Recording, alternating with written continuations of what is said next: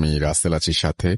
আর শুরু হয়ে গেল ভূত এফএম। আপনাদের সবাইকে স্বাগত জানাচ্ছি ভূত এফএমে আজকে, এবং যারা যেখানে আছেন আশা করছি যে আজকে যে স্টোরিগুলো আছে আমাদের কাছে সেগুলো শুনে আনন্দ পাবেন, ভালো লাগবে এবং এনজয় করবেন অনেক বেশি। চলে যাই ডক্টর আরিফের কাছে আবারও। আমরা ঘটনায় যাই। আমাদেরকে আজকে যে ঘটনা পাঠিয়েছেন তার নাম নাসফাত হোসাইন। তিনি আমাকে ইমেইলে পাঠিয়েছেন যে তার হোস্টেলের একটি ঘটনা। আমি ঘটনাটা সিলেক্ট করেছি এবং তাকে মেসেজ পাঠিয়েছি যে তার ঘটনাটা আমি সিলেক্ট করলাম। তো ঘটনাটা হচ্ছে উনি হলো ঢাকার ছেলে এবং উনি যখন খুলনা বিশ্ববিদ্যালয়ে দ্বিতীয় বর্ষে অধ্যয়নরত অবস্থায় ছিলেন তখনকার ঘটনা। এবং ঘটনাটা ঘটে তার 3 বন্ধু সহ ব্যাচমেট নিয়ে খুলনার নিরালা আবাসিক এলাকায় একটা 4th তলা বাড়ির একটা ফ্ল্যাট ভাড়া নিয়ে থাকা অবস্থায়। তো উনি যে ঘটনাটা শেয়ার করবে তার সাক্ষী ছিলেন তারা 4 জনই, এবং ঘটনাটা ঘটে তাঁরই রুমে। এবং কেউই ঘটনা শেয়ার করবার পক্ষে ছিল না, কিন্তু তারা যেটা অনুভব করেছে যে ওই মোটামুটি এই ক্যাম্পাসে যেটা মোটামুটি অনেকেরই জানা। তো ঘটনায় যাই, তখন তারা দ্বিতীয় বর্ষে উঠেছিল এবং ঘটনাটা ঘটে তার রুমে। রুমটা প্রথমে ছিল তাদের এক সিনিয়র বড় ভাইয়ের। ওই ফ্ল্যাটে বরাবরই ব্যাচেলারি থেকেছে এবং তার গ্রাজুয়েশন শেষ করে তার রুম নিয়ে, মানে তার জিনিসপত্র নিয়ে ওই ফ্ল্যাটে তারা উঠে পড়ে। আর তার সাথে পাশাপাশি তার সাথে তার আরো বাকি 3 জন বন্ধু তার সাথে ওঠে। তারা 4 জন আলাদা একটা রুমে থাকলেও তার রুমটি সবচেয়ে বড় হওয়াতে সবাই ওই রুমে আড্ডা দেয়। মুভি দেখা, গানের রিহার্সাল করা সবই করত এই নাসফাত ভাইয়ের রুমে। সেদিন রাতেও তারা মুভি দেখছিল। রুমের বিবরণটা দিয়ে ভালো হয়, যেমন তার রুমটা অন্য রুম থেকে অনেকাংশ বড়, সাথে একটা এল শেপড বারান্দাও আছে যেটা পুরো রুমকে ঘিরে রয়েছে। যে পাশে তার খাট, সাথেই আছে একটা জানালা, জানালার সাথে বারান্দা, আর বারান্দার সাথেই পাশের বাসার 3 তলা ছাদ, যেই ছাদে কেউ উঠে না বললেই চলে, যেটা বারান্দা থেকে 2 থেকে 3 ফিট দূরে। সো সেদিন তারা মুভি দেখছিল। তিনি তার বন্ধু তাহসিন ছিল খাটে হেলান দিয়ে, আর বন্ধু ফারহান আর আব্দুল্লাহ ছিল নিচের ফ্লোরিং এ। মুভি দেখার জন্য সেট আপ রেডি করা। বলে রাখা ভালো, তাদের মধ্যে সবচেয়ে বেশি ভীতু প্রকৃতির ছিল তাহসিন নামের যে ভাইটি।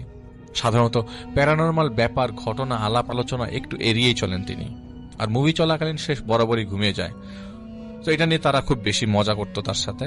আর মুভি দেখতে চাইলে ওনাকে সবসময় এই নাসফাত পায়ের পাশে বসানো হতো, যাকে ওরা আরো ইজিলি বিরক্ত করতে পারত। সেদিনও তাহসিন ছিল তার পাশেই, আর নাসফাত ভাই ছিল দেয়ালে আর জানালা মিলিয়ে দিয়ে হেলানবি বসে মুভি দেখছিল। থাই গ্লাসের জানালাটি তখন খোলা, বাইরে আকাশে চাঁদ দেখা যাচ্ছিল। তখন তাহসিনকে ভয় দেখানোর জন্য সবাই ভুতুরে শব্দ করছে, পা দিয়ে খোঁচা দিচ্ছে। তাহসিন একটু নড়ে হেলান দিয়ে শুলো। এখন তাহসিন নাসফাত ভাইয়ের সামনে শুয়ে আছে। তিনি পেছন থেকে তখনও দেয়াল আর জানালে হেলান দেওয়া। কিছুক্ষণ পর লক্ষ্য করল তার পায়ে কে একজন হাত দিয়ে ধরল। তিনি তাহসিনকে বকাঝকা শুরু করলো, বলল, আমার প্র্যাঙ্ক আমার সাথে না করে অন্য কারো সাথে কর। বলতে বলতেই তাহসিনের দিকে তাকালো। তাহসিন তখন ঘুম। তখনও পায়ের মানে একটা স্পষ্ট অনুভূতি তিনি ফিল করতে লাগলেন, খুব বড়সড় একটা হাত। তিনি আবারও তাহসিনের দিকে তাকিয়ে ভয়ে লাফ দিয়ে খাট থেকে উঠে বসলেন। তাহসিন তো তার সামনে, ওর হাত দুটো সামনে, তার পায়ে হাত যে ছিল এটি কার? তার হঠাৎ লাফ দিয়ে থেকে ফ্লোরিং থেকে তাড়াতাড়ি লাইট জ্বালিয়ে উঠে গেল সবাই। আব্দুল্লাহ মুভি দেখতে দেখতে ঘুমিয়ে গেছে অনেক আগেই। আব্দুল্লাহর ঘুম ভাঙল না তার চিৎকারে। তারা তাড়াতাড়ি জানালার বারান্দার দরজা লক করলো, জানালার পর্দা লাগিয়ে দিল। তখনই শুরু হলো জানালা আর বারান্দার দরজায় নক করার অসহনীয় শব্দ। হঠাৎ জানালার নক বন্ধ হয়ে গেল। বারান্দার দরজা জোরে জোরে ধাক্কা দেওয়া শুরু হলো, যেটা লিটারেলি অসম্ভব।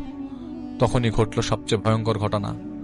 বারান্দার দরজার ছিটকানি ভেঙে খুলে গেল বারান্দার দরজা। তিনি, ফারহান আর তাহসিন তাড়াতাড়ি রুম থেকে দৌড়ে বেরিয়ে বাসার দরজা খুলে সরাসরি নিচে চলে গেল রাস্তায়। রাত তখন 3:17।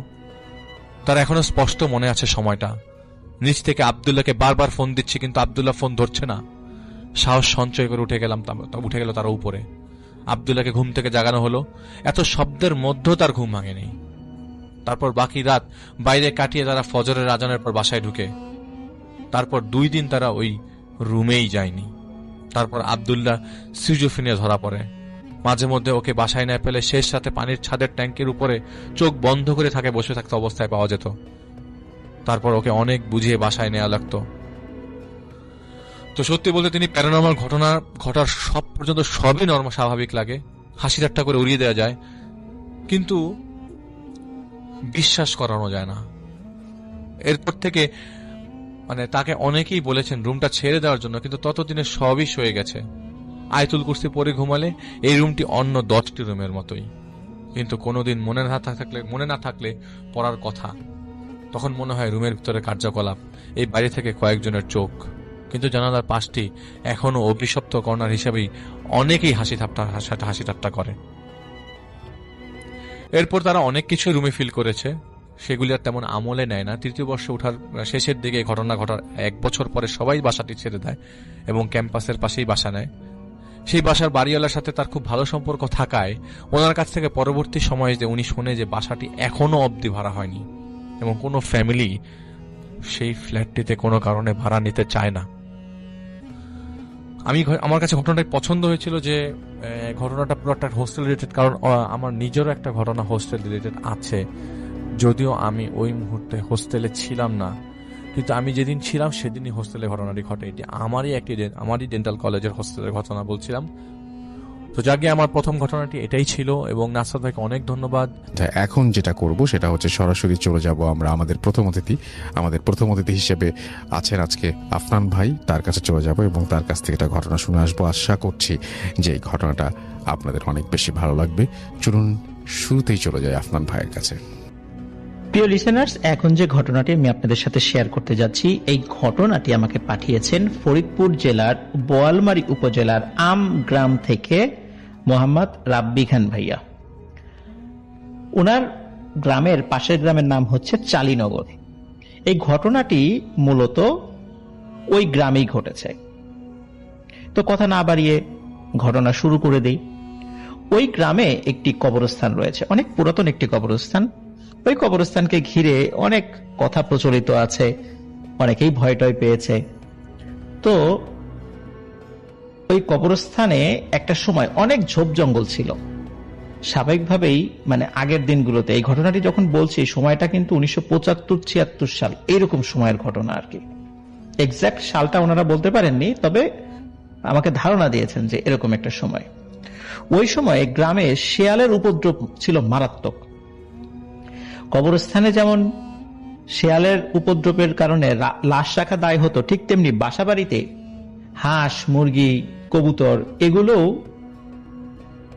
রাখাটা খুব ঝুঁকিপূর্ণ ছিল, কারণ শেয়াল এসে আক্রমণ করত। যাই হোক, কবরস্থানে যাতে লাশ শেয়াল এসে তুলতে না পারে, এই কারণে গ্রামবাসী পরামর্শ করে ওই কবরস্থানের ঠিক পাশেই একটি ছোট্ট ঘর তৈরি করে দেয় এবং গ্রামের একজন ব্যক্তিকে দায়িত্ব দেওয়া হয় কবরস্থান রাতের বেলা পাহারা দেওয়ার জন্য। দিনের বেলা অনেক সময় শেয়াল আসে, যেহেতু ঝোপ জঙ্গল ছিল স্বাভাবিকভাবেই অনেক সময় দূর থেকে দেখা যেত না শেয়ালকে, কিন্তু শেয়াল ঠিকই সে তার কাজ করত। যাই হোক, রাতের বেলা শেয়ালের উপদ্রবটা যেহেতু বেড়ে যেত, এই জন্য ওই লোকটি রাতের বেলা কবরস্থান পাহারা দিত।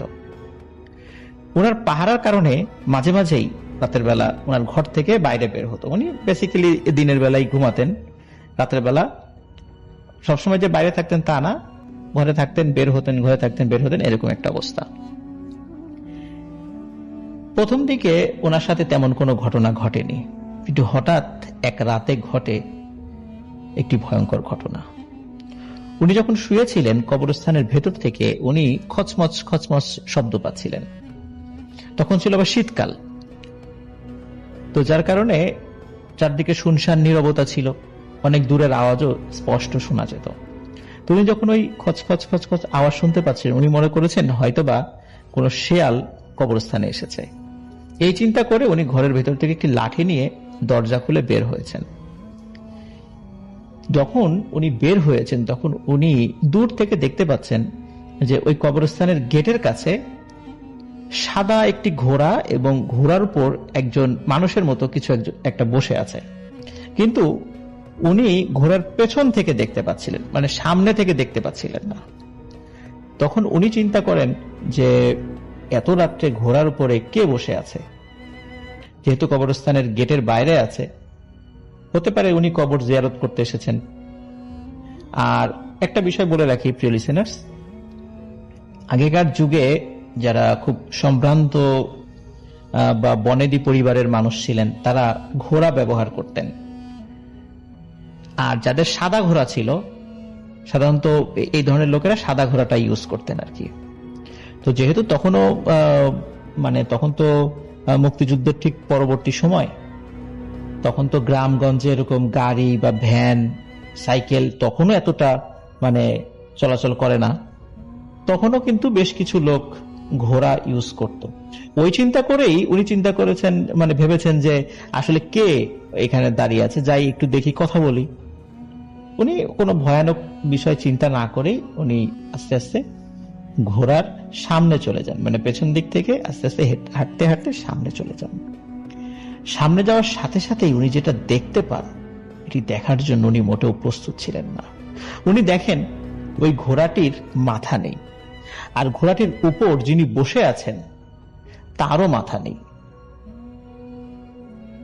তার মাথা নেই, কিন্তু বুকের উপর দুটি চোখ স্পষ্ট দেখা যাচ্ছে। এই দৃশ্য দেখার সাথে সাথে উনি প্রচন্ড জোরে এক চিৎকার দেন এবং চিৎকার দিয়ে দৌড়ে উনি ওনার ঘরে ঢুকে দরজা লাগিয়ে দেন। যখন সকাল হয়ে গেছে, এরপর উনি ঘর থেকে বাইরে বের হয়েছেন। যাদের সাথে দেখা হয়েছে উনি সবাইকে বলেন যে রাত্রে একটা ঘটনা ঘটেছে। তখন লোকজন বলেছে যে আসলে এখানে কবরস্থানটা তো অনেক পুরাতন, অনেক সময় অনেক কিছু দেখা যায়, মানুষ ভয় পায়, তো তুমি এগুলো পাত্তা দিও না, তুমি সাহস রেখো। সবাই তাকে এই বলে সান্ত্বনা দিয়েছেন, কারণ গ্রামবাসী জানতো কবরস্থানের আশেপাশে মানুষ কোনো না কোনো ভয়ানক জিনিস দেখতে পায়, এবং অনেকেই ভয় পেয়েছে যেহেতু আগেই। তো যাই হোক, এই ঘটনার অল্প কয়েকদিন পরে ওনার সাথে আরো একটি ঘটনা ঘটে, এবং এই ঘটনাটি ওনার জীবনকে শেষ করে দেয়। যে ঘটনাটি ঘটেছিল, এটা শুনতে আমাদের কাছে অনেকটা কমন বা সাধারণ মনে হয়, কারণ এরকম ঘটনা আমরা অনেকবার বলেছি, কিন্তু আসলে যার সাথে ঘটে উনি তো বুঝতে পারেন যে ঘটনাটি কত ভয়ানক ছিল। উনি যেহেতু রাতের বেলা মাঝে মাঝে বের হতেন কবর পাহারা দেওয়ার জন্য, তো ওইভাবেই উনি রাত্রে বের হয়েছেন। ওই কবরস্থান থেকে খুব কাছাকাছি বড় বড় দুটো তাল গাছ ছিল। উনি যখন হাঁটতে হাঁটতে কবরস্থানের এক পাশ থেকে আরেক পাশে গিয়েছেন, যেই পাশটাতে ওই তাল গাছ ছিল, উনি হঠাৎ করে দেখেন ওই তাল গাছের উপরে কিছু একটা, অনেক বড় কিছু একটা। উনি ভালো করে খেয়াল করে দেখেন যে বিশাল আকৃতির একটি মানুষ, একটা তাল গাছে একটা পা, আর একটা তাল গাছে আর একটা পা, তাল গাছটা কাছাকাছি ছিল, মাঝখানের ডিস্টেন্স হয়তো বা 20-30 ফুট ছিল আর কি। তো এরকম একটা বিশাল আকৃতির মানুষ দাঁড়িয়ে আছে, এবং ওই লোকটির দিকে বড় বড় চোখ করে তাকিয়ে আছে। এই দৃশ্য দেখার পর উনি ওখানেই সেন্সলেস হয়ে পড়ে যান। সকালবেলা ওই পথ দিয়ে যে মানুষরা যাচ্ছিল তারা তাকে উদ্ধার করে। উদ্ধার করার পর উনি সবাইকে বিষয়টা খুলে বলেন, এবং উনি বলেন যে এখানে উনি আর চাকরি করবেন না। উনি ওখানকার চাকরি ছেড়ে দিয়ে বাড়িতে চলে যান। কিন্তু এই দ্বিতীয় ঘটনার পরে উনি যে শকড হয়েছিলেন, যার ফলে উনি খুবই অসুস্থ হয়ে গিয়েছিলেন, এবং আস্তে আস্তে উনি মারা গিয়েছিলেন। এই ঘটনার আরো অনেকদিন পরে আরেকটি ঘটনা ঘটে। মাঝে মাঝে কিছু ঘটনা ঘটেছে, কিন্তু মোহাম্মদ রাব্বি খান ভাইয়া 2017 সালে ঘটা এই কবরস্থানকে কেন্দ্র করে আরো দুটি বিষয় ঘটনা আমাকে বলেছেন। প্রথম সেটি হচ্ছে রমজান মাসে ঘটেছিল। কারণ ওনাদের যে গ্রাম আমগ্রাম, ওই গ্রামে ওনাদের যে মসজিদ রয়েছে, রমজান মাসে ওই মসজিদের ইমাম সাহেব কোনো কারণে জরুরি প্রয়োজনে ছুটি নিয়ে অন্য কোনো এক জায়গায় চলে গিয়েছিলেন, এবং নামাজ পড়ানোর দায়িত্ব ওই পাশের যে গ্রাম চালিনগর, ওইখানকার একটি মাদ্রাসার হুজুরকে দায়িত্ব দিয়ে গিয়েছিলেন। তো উনি কি করতেন, যে পাঞ্জেগানা নামাজ তো পড়াতেন, আর এশার নামাজের পরে তারাবির নামাজ পড়িয়ে উনি আবার চলে যেতেন। তো তারাবির নামাজ একদিন উনি পড়িয়ে চলে গিয়েছেন, আবার সাহরির পরে ওনাকে আসতে হবে, বা সাহরির সময়টা, কারণ সাহরি করে আসতে হবে, আজান দিতে হবে ওনাকে, মানে আজানের দায়িত্বটাও ছিল। তো উনি যে পথ দিয়ে আসতেন, ওই কবরস্থানের পাশ দিয়ে উনি আসতেন। বেশ খানিকটা এগিয়ে 3 রাস্তার একটি মোড় রয়েছে। ওই 3 রাস্তার মোড় কেন্দ্রিক আরো কিছু ঘটনা রয়েছে। ওই কবরস্থানটা পার হয়ে যখন 3 রাস্তার মোড়ে এসেছেন, ওই 3 রাস্তার মোড়ে একটা জায়গায় বাঁশঝাড় রয়েছে। আর তখন ছিল, এখন অনেকটা পরিষ্কার হয়েছে আর কি। আর ঘটনাটা খুব বেশি দিন আগের না, 2017 সালের ঘটনা। উনি যখন ওই 3 রাস্তার মোড় পর্যন্ত এসেছেন, হঠাৎ করে ওনার পায়ের নিচে উনি কিছু নরম নরম এবং পিচ্ছিল ওনার কাছে মনে হচ্ছে। উনি চিন্তা করেন কি ব্যাপার, এরকম কিসের উপর পা দিলাম। উনি নিজ দিকে তাকিয়ে দেখেন যে ওনার হাতে টর্চ লাইট ছিল। টর্চ লাইটটি জ্বালিয়ে নিজ দিকে তাকিয়ে দেখেন যে ওনার 2 পাই একটি চওড়া পিচ্ছিল কোনো মাংসপিণ্ডের উপরে উনি দাঁড়িয়ে আছেন, এবং সেই মাংসপিণ্ডটি লক লক করছে। উনি খেয়াল করেন যে এই মাংসপিণ্ডটি আস্তে আস্তে উপরের দিকে উঠে গেছে। ওই অন্ধকারে তো আসলে হঠাৎ করে টের পাননি, লাইট জানার পরে বুঝতে পেরেছেন। উনি দেখেন যে ওটি আসলে মাংসপিণ্ড ঠিক আছে, কিন্তু ওটি অনেক বড় আকৃতির একটি জিহবা। উনি উপর দিকে তাকিয়ে দেখেন ওই বাঁশঝাড়ের উপরে প্রকাণ্ড একটি মাথা, ভয়ানক চেহারা। সে হা করে আছে এবং মুখ থেকে ওই জিহবাটি বের করে দিয়েছে। ওই জিহবাটি বের হয়ে রাস্তার উপর পড়েছে এবং ওই জিহবার উপর উনি পা দিয়ে দাঁড়িয়ে আছেন। এই দৃশ্য যখন উনি দেখেন, উনি প্রচন্ড জোরে এক চিৎকার করেন। চিৎকার করে উনি ওইখান থেকেই ব্যাক করে চলে যান। উনি আর মসজিদে আসেননি। উনি যেহেতু আজানও দেননি, ফজর সময় মসজিদও আসেননি, গ্রামবাসী চিন্তা করে কি ব্যাপার, কি হলো। এরপরে উনি কয়েকদিন আর আসেনি। গ্রামবাসী খোঁজ খবর নেয়। খোঁজ খবর নিয়ে জানা গেল উনি খুব অসুস্থ। আর ওনার না আসার কারণ তখন উনি সবাইকে খুলে বলেন যে রাতের বেলা ওই কবরস্থান পার হয়ে 3 রাস্তার মোড় রয়েছে, সেখানে এসে উনি এমন একটি ভয়ানক ঘটনার মুখোমুখি হয়েছিলেন। যাই হোক, এই ঘটনার অল্প কয়েক মাস পরে, মানে একই সালের ঘটনা, 2017 সালের ঘটনা, যে ওই গ্রামে আরেকজন লোক রয়েছে, উনি রাতের বেলা মাছ ধরতেন। তো এক রাতে উনি মাছ ধরতে বের হয়েছেন। যখন ওই যে ওই 3 কবরস্থান পার হয়ে 3 রাস্তার মোড়ের কাছে এসেছেন, তখন উনি দেখেন বেশ বড় আকৃতির নাদুস নুদুস একটি ছাগল। রাত বাজে তখন প্রায় 12:30 আনুমানিক। উনি চিন্তা করেন যে কি ব্যাপার, এত রাত্রে এত সুন্দর এত বড় একটি ছাগল। তো ছাগলটা দেখে ওনার লোভ লাগে, চিন্তা করে ছাগলটি ধরে নিয়ে যাই আমি। তো ওই চিন্তা করে উনি ছাগলটির কাছে যাচ্ছেন। তো উনি খেয়াল করছেন ছাগলটি ভয় পাচ্ছে না বা নড়াচড়াও করছে না। কিন্তু উনি যখন ছাগলটির একদম কাছে চলে যান, যখনই ছাগলটিকে ধরবেন, এমন সময় ছাগলটি এক লাফ দিয়ে ওখান থেকে প্রায় 10 হাত দূরে চলে যায়। তো উনি চিন্তা করে যে ছাগলটি তো বেশ শান্তশিষ্ট, একে সহজে ধরতে পারবো, আমি একটু ছাগলটির পিছু নেই। এই চিন্তা করে উনি ছাগলের আবারও কাছে চলে যান। আবারও যখন ধরতে গিয়েছেন, ছাগলটি আর একটা লাফ দিয়ে প্রায় আরো 10-15 হাত সামনে চলে যায়, মানে এক লাফে এত দূর চলে যাচ্ছে।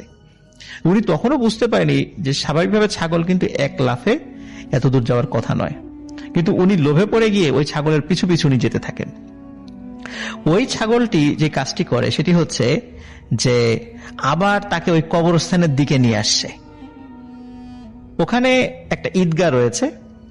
তো ওই ঈদগাহ এবং কবরস্থানের মিডিলে একটি বড় গাছ ছিল।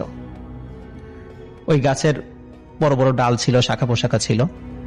তখন ওনার সামনে ওই ছাগলটি এক লাফে একটি বড় ডালে উঠে যায়। তখন উনি বুঝতে পারে যে এত রাত্রে ছাগল দেখা, ছাগলটা এক লাফে এত দূর যাওয়া, আবার ছাগল তো গাছে উঠতে পারে না, এবং এত নিচ থেকে এক লাফে এত দূর উপরে উঠে গেল, এটা তো নিশ্চয়ই কোনো স্বাভাবিক ছাগল নয়। চাঁদের আলোতে উনি স্পষ্ট সবকিছু দেখতে পাচ্ছিলেন। আর ওনার হাতে এমনিতেও লাইট ছিল, যেহেতু রাতের বেলা মাছ ধরতে বের হতেন। তখন উনি যে কাজটি করেন যে উনি আবার বিড়ি খেতেন। তো উনি একটি বিড়ি ধরেন, তখন ওই উপর থেকে ওই ছাগলটি তাকে বলতে থাকে, তুই কি ভেবেছিস আগুন দেখলেই আমি তোকে কিছু বলবো না, তুই বেঁচে যাবি, এতই সহজ। এই কথা বলার পর উনি এতটা ভয় পেয়েছেন, উনি চিন্তা করেছেন যে আমার কাছে আগুন থাকার পরও এই জিনিসটি আমাকে ভয় দেখাচ্ছে, তাহলে তো আজকে আমি শেষ।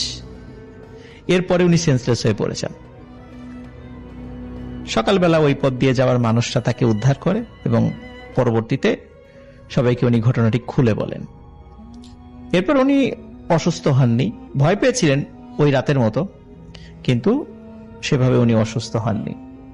তার মানে প্রিয় লিসেনার্স, সত্যিকার অর্থে আসলে দুষ্টু জিন পরীরা ছাগল বা মানে লোহা বা আগুন দেখলে ভয় পায়, কিন্তু অনেক সময় ওরা যে ভয়টা, ওদের যে ভয় সেটা যে সবসময় যে প্রকাশ করবে এমনটি নয়। অনেক সময় ওদের ভয়টা আমাদের উপর চাপিয়ে দিতে চায় যে না, সে ভয় পায়নি, এমন একটি কথা বলে যাতে করে আমরা আমাদের হাতে থাকা সেই লোহা বা আগুনকে ফেলে দিই, আর যাতে করে সে সহজে আমাদের উপর প্রভাব বিস্তার করতে পারে বা ক্ষতি করতে পারে। এই বিষয়টিও আমাদের মাথায় রাখতে হবে। আমরা কখনোই চাইবো না যে এই ধরনের ঘটনা আমাদের সাথে ঘটুক, কিন্তু যখন বা যদি কখনো এই ধরনের ঘটনার মুখোমুখি আমরা হই, তাহলে আমরা এতটুকু মাথায় রাখবো, জিনরা অবশ্যই লোহা এবং আগুন দেখলে ভয় পায়।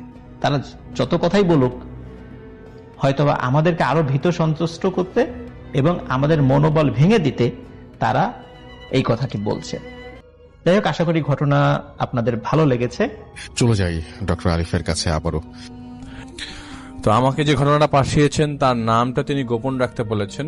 আমরা তার নাম গোপন রাখার স্বার্থে তাকে আমরা সাইদ নামে অভিহিত করছি, এবং আমি বলছি তার নাম সাইদ হোসেন, এবং তিনি নাটোর জেলার দীঘাপতি ইউনিয়নের গোবিন্দপুর গ্রাম থেকে এই ঘটনাটি পাঠিয়েছেন। এবং ঘটনাটা ওনার আপন বোনের সাথে ঘটা। তাদের কথা মতো যে ওর জন্মটাই হয়েছে রহস্যের মধ্যে।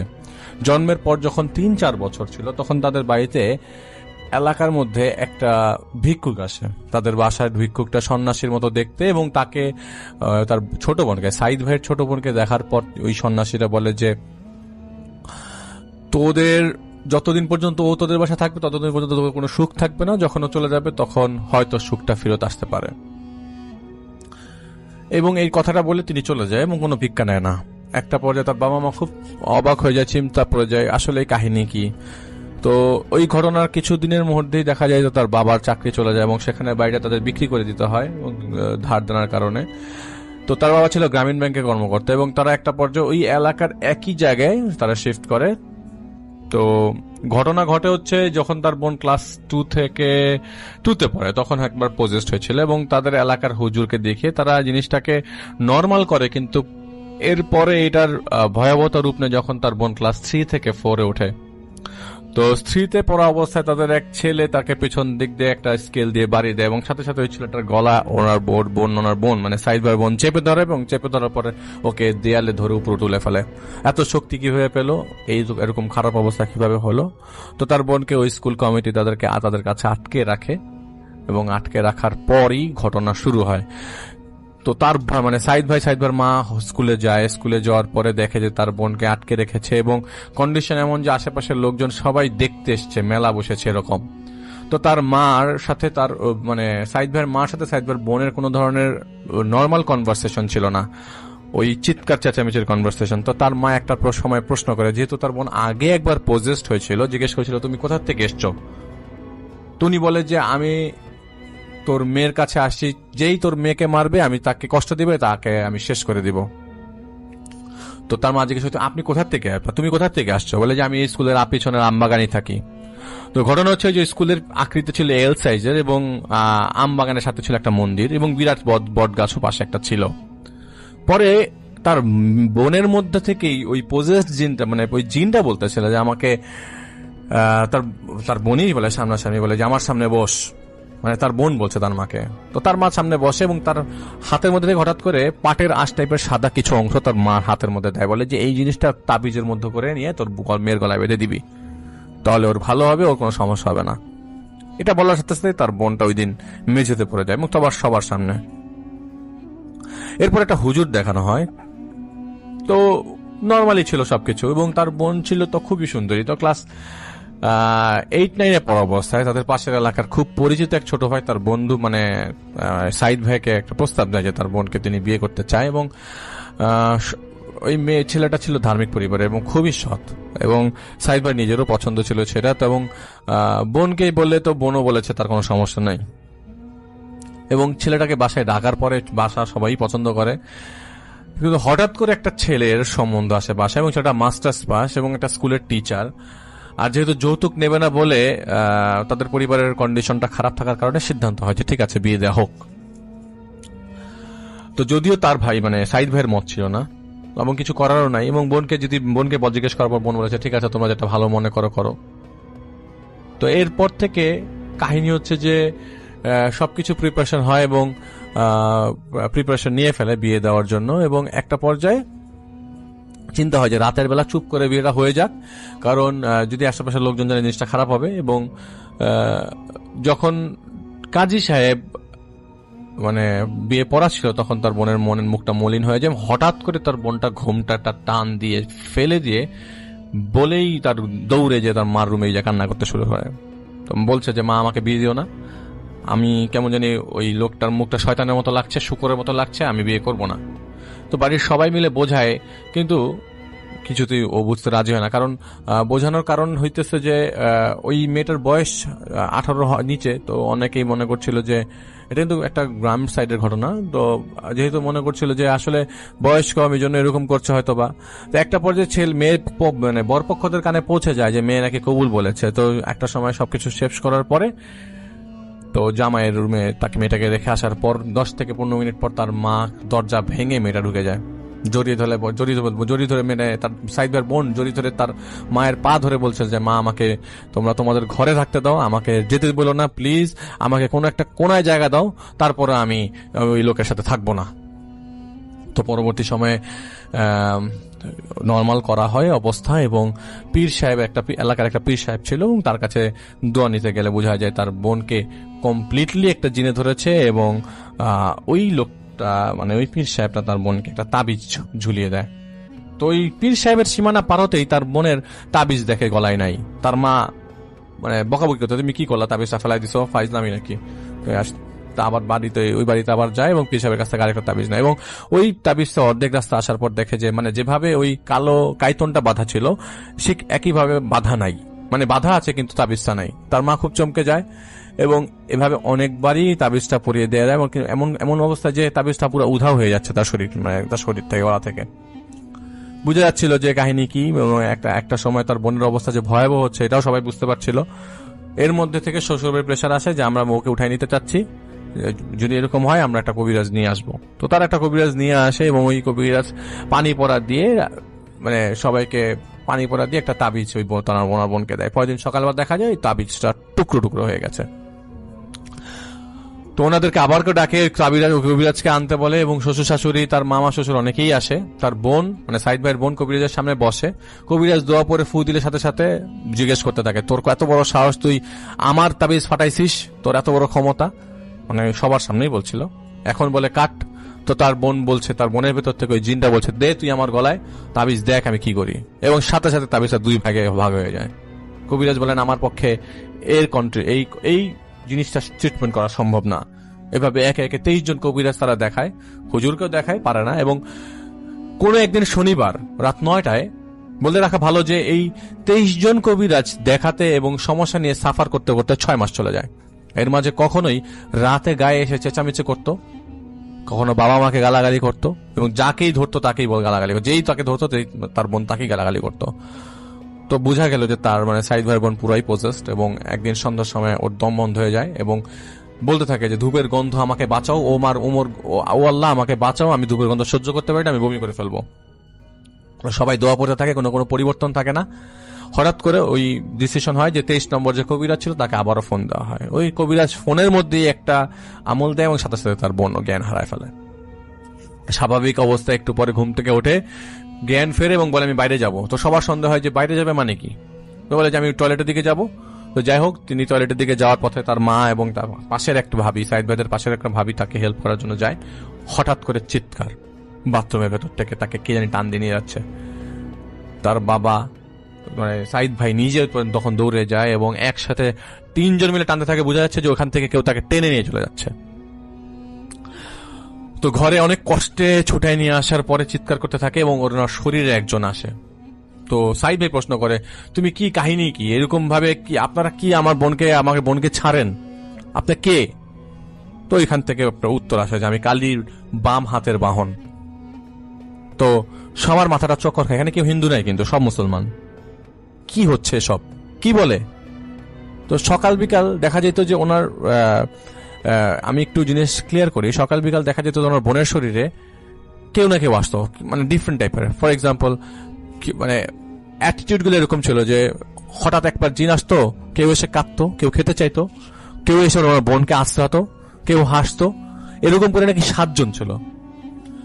আর একজন কথা বলতো, তারা বলতো যে তারা 7 ভাই।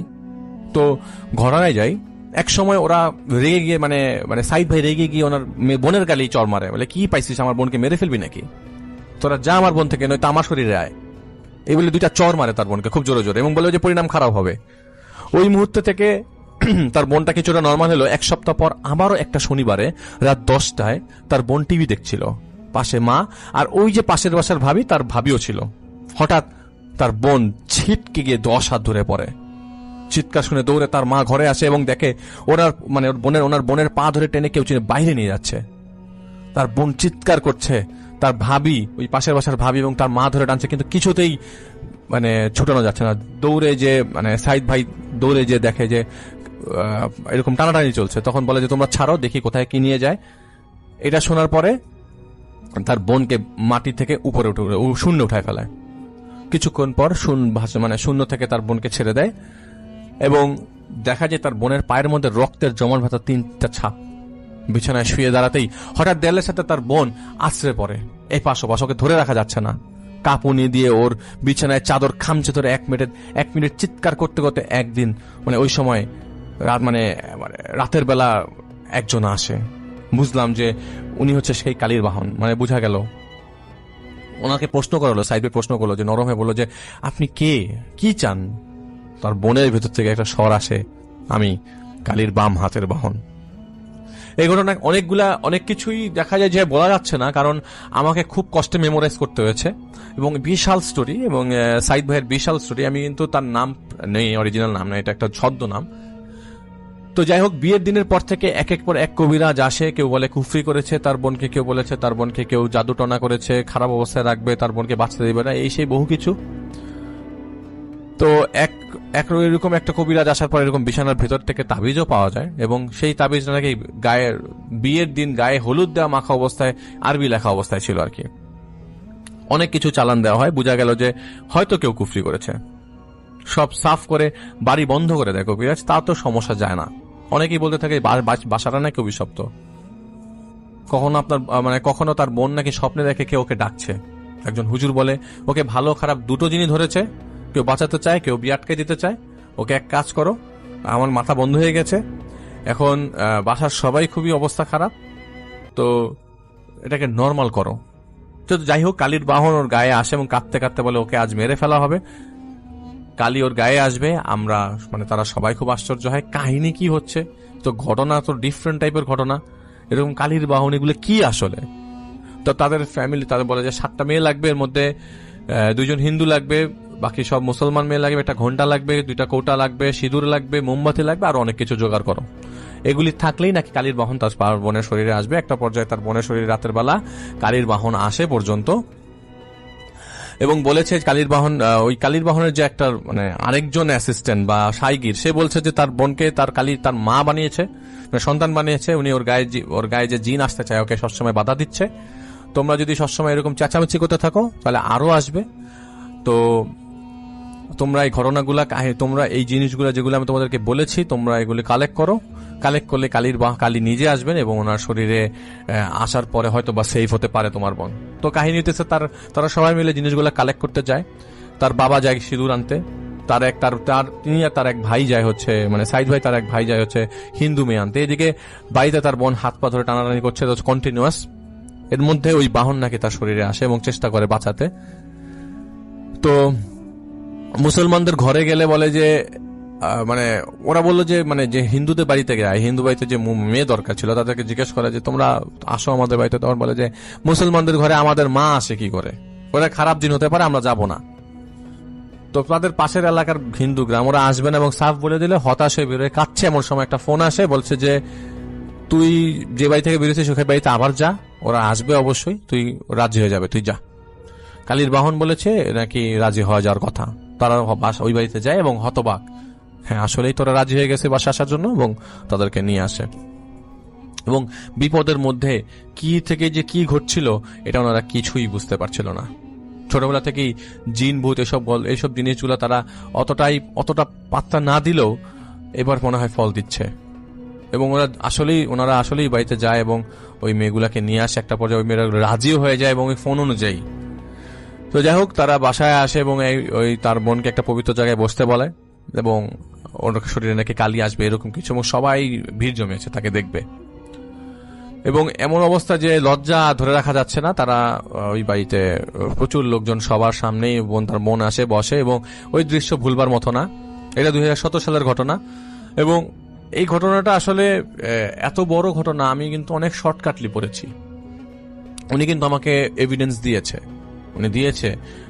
ওই যে কালি আসার ভিডিও দিয়েছে এবং ওনার বোন যে ছটফট করছে সেই ভিডিও দিয়েছে। আমি আসলে আপনাদেরকে বুঝাতে পারবো না, এটা সত্য কথা, এটা সত্য ঘটনা।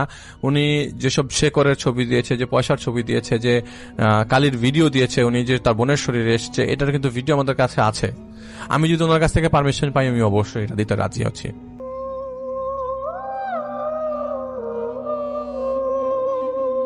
যাই হোক, আমরা আসলে খুবই বেশি জোর দিচ্ছি, নেক্সট কয়েক মাস জোর দেব অডিও ক্লিপের ওপরে। চলুন কথা না বাড়িয়ে আরো একটি অডিও ক্লিপ শুনে আসি।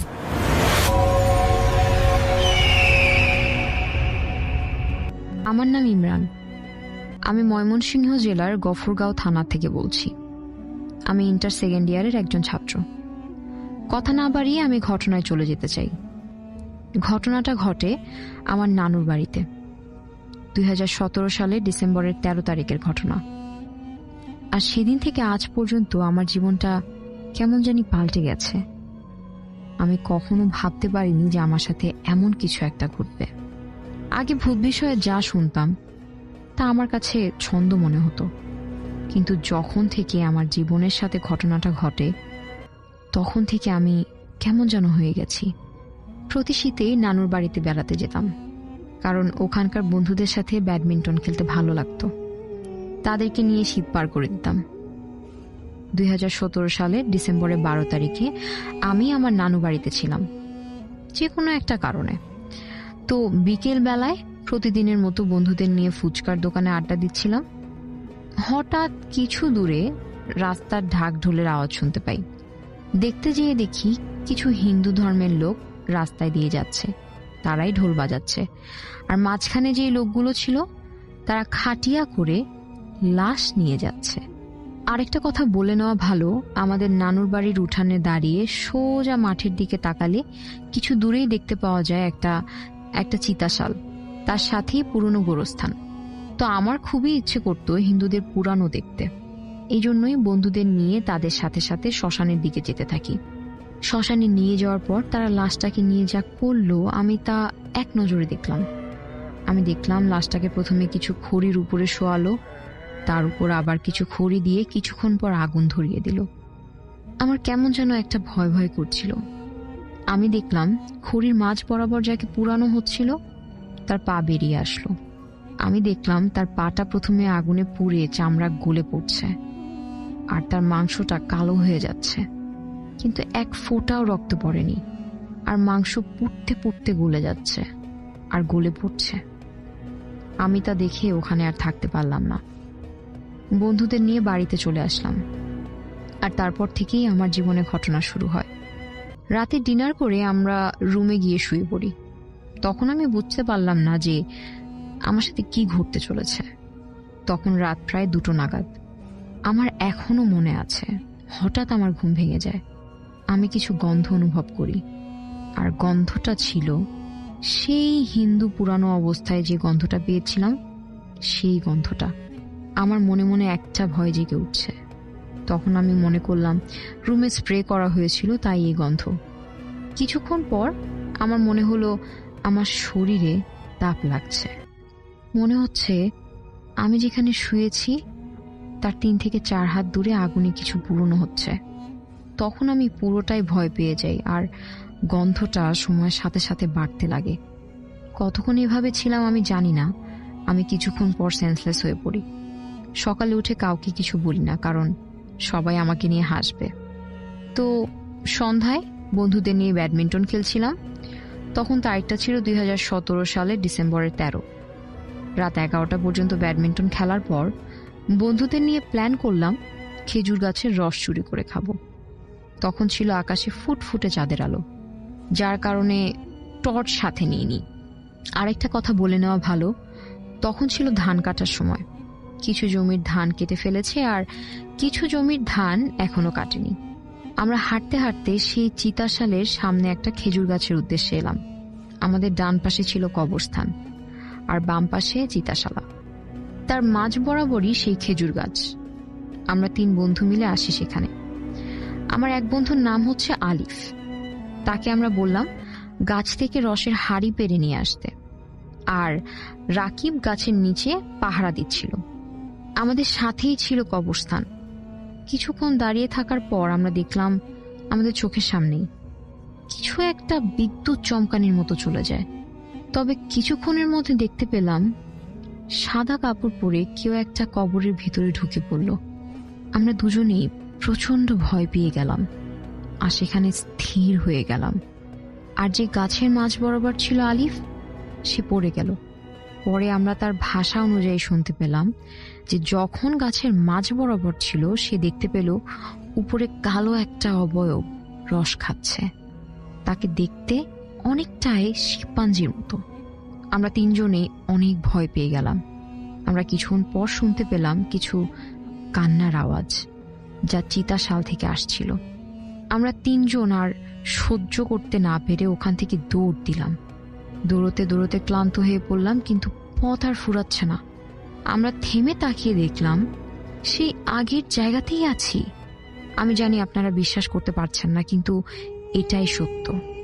আমরা কিছু দূরে দেখতে পেলাম চিতাশালে হঠাৎ একটা আগুন ধরে পড়ল, এবং সেই আগুন থেকে একটা লাশ উঠে আমাদের কাছাকাছি আসতে লাগলো। লাশটিকে দেখেই মনে পড়ে গেল সেই দিনের সেই পুরনো লাশটি। লাশটির শরীরের মাংস গলে গলে পড়ছিল, আর তার চোখের ভিতর পর্যন্ত শুধু অন্ধকার আর অন্ধকার। লম্বায় ছিল 7.5 ফুট। তা দেখে আমার 2 বন্ধু অজ্ঞান হয়ে পড়ে, কিন্তু বাকি থাকি আমি। লাশটা যখন আমার কাছে চলে আসলো, তখন আমার মনে হলো আমার শরীরের শক্তি কোথাও যেন হারিয়ে গেছে, আর আমার গলা দিয়ে একটা সাউন্ডও বের হলো না। আমি মনে মনে ভাবছিলাম এটাই হয়তো আমার শেষ রাত। শেষবারের মতো আমি আমার সৃষ্টিকর্তার নাম মনে করতে থাকলাম, কিন্তু তখন আমি একটা সূরাও মনে করতে পারছিলাম না। লাশটি যখন আমার 1 হাত সামনে চলে আসে, তখন আমার নিঃশ্বাস বন্ধ হতে লাগলো। আমার শরীর আস্তে আস্তে মাটিতে পড়তে লাগলো। মাটিতে পড়ার সাথে সাথে আমি জ্ঞান হারিয়ে ফেলি। আমার যখন জ্ঞান আসে, তখন আমি ছিলাম আমার বিছানায়। চারিদিকে তাকিয়ে দেখি সকাল হয়ে গেছে। আমি আমার মাথায় হাত রেখে ভাবতে লাগলাম আগামী রাতের কথা, তবে সবকিছুই কি স্বপ্নে ছিল? এই বলে আমি ফ্রেশ হওয়ার জন্য ওয়াশরুমে যাই। ওয়াশরুমে আয়নায় তাকিয়ে আমি যা দেখলাম তা দেখে এক নজরে আয়নায় তাকিয়ে থাকলাম। আমি দেখলাম আমার মুখে কিছু পোড়ার দাগ। আমি তো দেখে আশ্চর্য হয়ে গেলাম। তাড়াতাড়ি করে রাকিব আর আলিফের বাসার উদ্দেশ্যে বের হয়ে পড়লাম। পরে জানতে পারলাম আলিফ ঘুম থেকে ওঠার পর থেকেই ওর কোমরে প্রচুর ব্যথা। এমন ব্যথা হয় যে সে বিছানা থেকে উঠতে পারছে না। আর রাকিব, তার প্রচন্ড জ্বর, সেও বিছানা থেকে উঠতে পারছে না। তাদের মা বাবাকে প্রশ্ন করায় আমি জানতে পেলাম ওরা গতকাল বাসা থেকে বের হয়নি। আমি তা শুনে বাসায় চলে আসি। বাসায় এসে ভাবি যেটা স্বপ্ন ছিল না, বাস্তবতা। তারপর আমি আমার নানুর সাথে এই বিষয়ে কিছু কথা বলি। নানু আগের সময়ের মানুষ, তাই এইসব নিয়ে বিশ্বাস তার ছিল। আমাদের এলাকার এক হুজুরকে নিয়ে আসা হলো। হুজুরের কাছে জানতে পেলাম কিছু দুষ্টু প্রকৃতির পিশাচ আমাদের পিছু নেয়। তারপর হুজুর আমাদেরকে তাবিজ দিয়ে আমাদের শরীর বন্ধ করে দেয় এবং আমাদের বন্ধুদেরও তাই করে। কিন্তু এই বিষয় নিয়ে আমি আজও ভাবি, এটা কি সত্য না স্বপ্ন? তারপর আমার বন্ধুদেরও হুজুর তাবিজ দিয়ে শরীর বন্ধ করে দেয়। আসসালামু আলাইকুম লিসেনার্স, সামির বলছিলাম। আজকের এপিসোডে এটা আমার একটা ঘটনা, আর এই ঘটনাটা ঘটেছিল কানাডার ম্যানিটোবা সিটিতে। এটা খুব বেশি দিন আগের ঘটনা না, এটা ঘটেছিল আজ থেকে 7 থেকে 8 মাস আগে ম্যানিটোবার কোন একটা এরিয়াতে। তো যার সাথে ঘটেছিল তার আপন ভাই আমাকে এটা বলে। তো শুভ নামে এক ভাই আছে, উনি কানাডা থাকতেন, ওনার সাথে মূলত ঘটনাটা ঘটে। উনি আজ থেকে 1-1.5 বছর আগে যান। তো শুভ ভাই যখন কানাডায় ওই ম্যানিটোবা সিটিতে যান, ওখানে ভার্সিটিতে ওনার এক বাঙালি ফ্রেন্ড, 2জন ক্যানাডিয়ান এবং 1জন মালয়েশিয়ান ফ্রেন্ডের সাথে খুব বন্ধুত্ব হয় এবং ওনার একটা ফ্রেন্ড সার্কেল, মানে একটা ভালো সার্কেল হয়ে যায়। এবং ওনারা প্রত্যেকেই পার্ট টাইম জব করতেন। আর ওনাদের উইকেন্ড ছিল প্রতি রোববার। দেখা যেত যে শনিবারের পর ওনারা ফ্রি থাকতো এবং সারা রাত বিভিন্ন জায়গায় ওনারা পার্টি করতো, গাড়ি নিয়ে বের হতো এবং সানডেতে ওনারা স্বাধীন বাসায় থাকতো। তো ওনাদের এক ফ্রেন্ড ছিল কানাডার, ওই সার্কেলের মধ্যে কানাডিয়ান এক ফ্রেন্ড ছিল, ওনার নাম ছিল বার্নার্ড।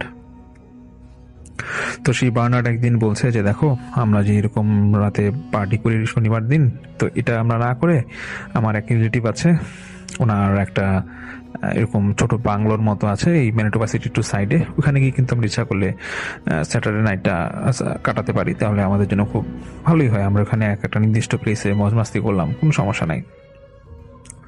তখন বাকি ফ্রেন্ডগুলাও রাজি হয় এবং বলে যে ঠিক আছে, তাহলে এক কাজ করে আমরা একদিন দেখে আসি এটা কেমন। তো ওরা এরকম ওই প্লেসটায় যায় এবং ওই বার্নার্ড ওর রিলেটিভকেও ফোন দিয়ে বলে যে আমরা ফ্রেন্ডরা মিলে আসছি, তোমার এটা থাকবো। তো ওই রিলেটিভও বলে যে ঠিক আছে, সমস্যা নাই, তোমরা যাও, গিয়ে দেখো পছন্দ হয় নাকি। তো শুভ ভাই যেটা বলে যে এটা নাকি প্লেসটা খুব সুন্দরই ছিল, একটা ছোট ঘরের মতো ছিল একটা এরিয়ার ভিতরে, সামনে বড় মাঠ ছিল, পাশে একটা গার্ডেন ছিল এবং সামনে একটা ছোট লেক ছিল। তো ওনাদের এক ফ্রেন্ড ছিল, সে বলছে যে সামনে যেহেতু লেক আছে, আমরা তো ইচ্ছা করলে মাছ ধরতে পারবো, তো এক কাজ করো, নেক্সট উইকে এটা ওকে করে ফেললো যে আমরা নেক্সট উইকেন্ড এখানে আসছি, স্যাটারডে নাইট থাকবো এবং রেগুলার আমরা যদি ভালো লাগে আমরা রেগুলার এখানেই আসবো। তো কানাডিয়ান সেই ফ্রেন্ড বার্নার্ড সে বলে যে না, কোনো সমস্যা নাই, আমার রিলেটিভ আমার খুব কাছের বড় ভাইয়ের মতো, কোনো সমস্যা নেই, ও নাও বলবে না, তোমরা আগে দেখো ভালোভাবে যেটা পছন্দ হয়েছে নাকি জায়গাটা। তো ওদের মধ্যে দিয়ে একজন ফ্রেন্ড বলতেছে যে পছন্দ হয়েছে, কিন্তু দেখো এটা কিন্তু সিটির অনেক বাইরে, আর এখানে আশেপাশে নির্জন, কোনো ফ্যামিলি বা কোনো বাসা বাড়ি কিন্তু নাই, তো আমাদের কি রাতে থাকাটা এখানে সেফ হবে? তো বার্নার্ড বলে যে দেখো, দরকার হলে আমার যে ফ্যামিলি মেম্বার যিনি আছে, যার জায়গা এটা, উনি দরকার এখানে রাতে থাকবে, কোনো সমস্যা নাই। তো যথারীতি বার্নার্ড ওর সেই ফ্যামিলি মেম্বার বা যিনি ওনার ছিলেন তাকে ফোন দেয় এবং বলে যে আমাদের প্লেসটা পছন্দ হয়েছে, আমরা আসবো নেক্সট উইকেন্ডে এবং তুমি আমাদের সাথে থাকবা। তো ওই লোকও রাজি হয় এবং সেই লোকটা বলতেছে যে হ্যাঁ আমি থাকবো, ঠিক আছে, বাট যেটা করবা যে তোমরা একটা নির্দিষ্ট টাইমে আসবা, যে অফিস শেষ করে এই সঙ্গে সঙ্গে এসে পড়ো, তারপরে আমরা একসাথে ঢুকবো এখানে, মানে ওই প্লেসটা একসাথে ঢুকবো। তবুও দেখা যায় যে আগে দিয়েই ওই বার্নার্ডকে ওর যে এটা যে ওনার ছিল ওই চাবিটা দিয়ে দেয়, যে তুমি তাও এনে চাবিটা তোমাকে দিয়ে রাখলাম, তুমি প্লেসটায় নেক্সট উইকেন্ডে যখন আসবা একসাথে আমরা ঢুকবো, আগে ঢুকো না। তো ওই পরের উইকেন্ডে আসে, ওরা নিজেদের মধ্যে ওরা খুব খুশি যেন একটা প্লেস পাইছে ওরা। তো শুভ ওরা ওই বড়শি কিনে ফেলে যে মাছ ধরবে লেকে। তো নেক্সট উইকেন্ড এরকম শনিবার দিন অফিস শেষ করে ওরা গাড়ি নিয়ে বের হয়ে পড়ে এবং ওরা এই সন্ধ্যার পর পর ওখানে যায়। তো বার্নার্ড গিয়ে ওর ফ্যামিলি যে মেম্বার, মানে যার এই জায়গাটা, ওনাকে ফোন দেয় এবং ফোন দিয়ে বলতেছে যে আমরা তো এসে পড়ছি, তুমি এসে পড়ো তাড়াতাড়ি।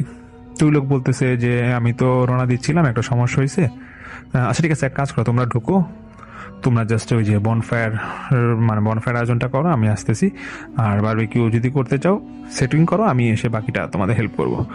আর অন্ধকার রাখো না, যেহেতু জায়গাটা খুব নির্জন, তোমরা একটু আলো টালো আশেপাশে জ্বালায় রাখো, বা এই যে বনফায়ারটা যে করবো একটু ভালোভাবে কইরো, যাতে আগুনটা না নিবে, আর আমি আসতেছি, বেশি দেরি হবে না।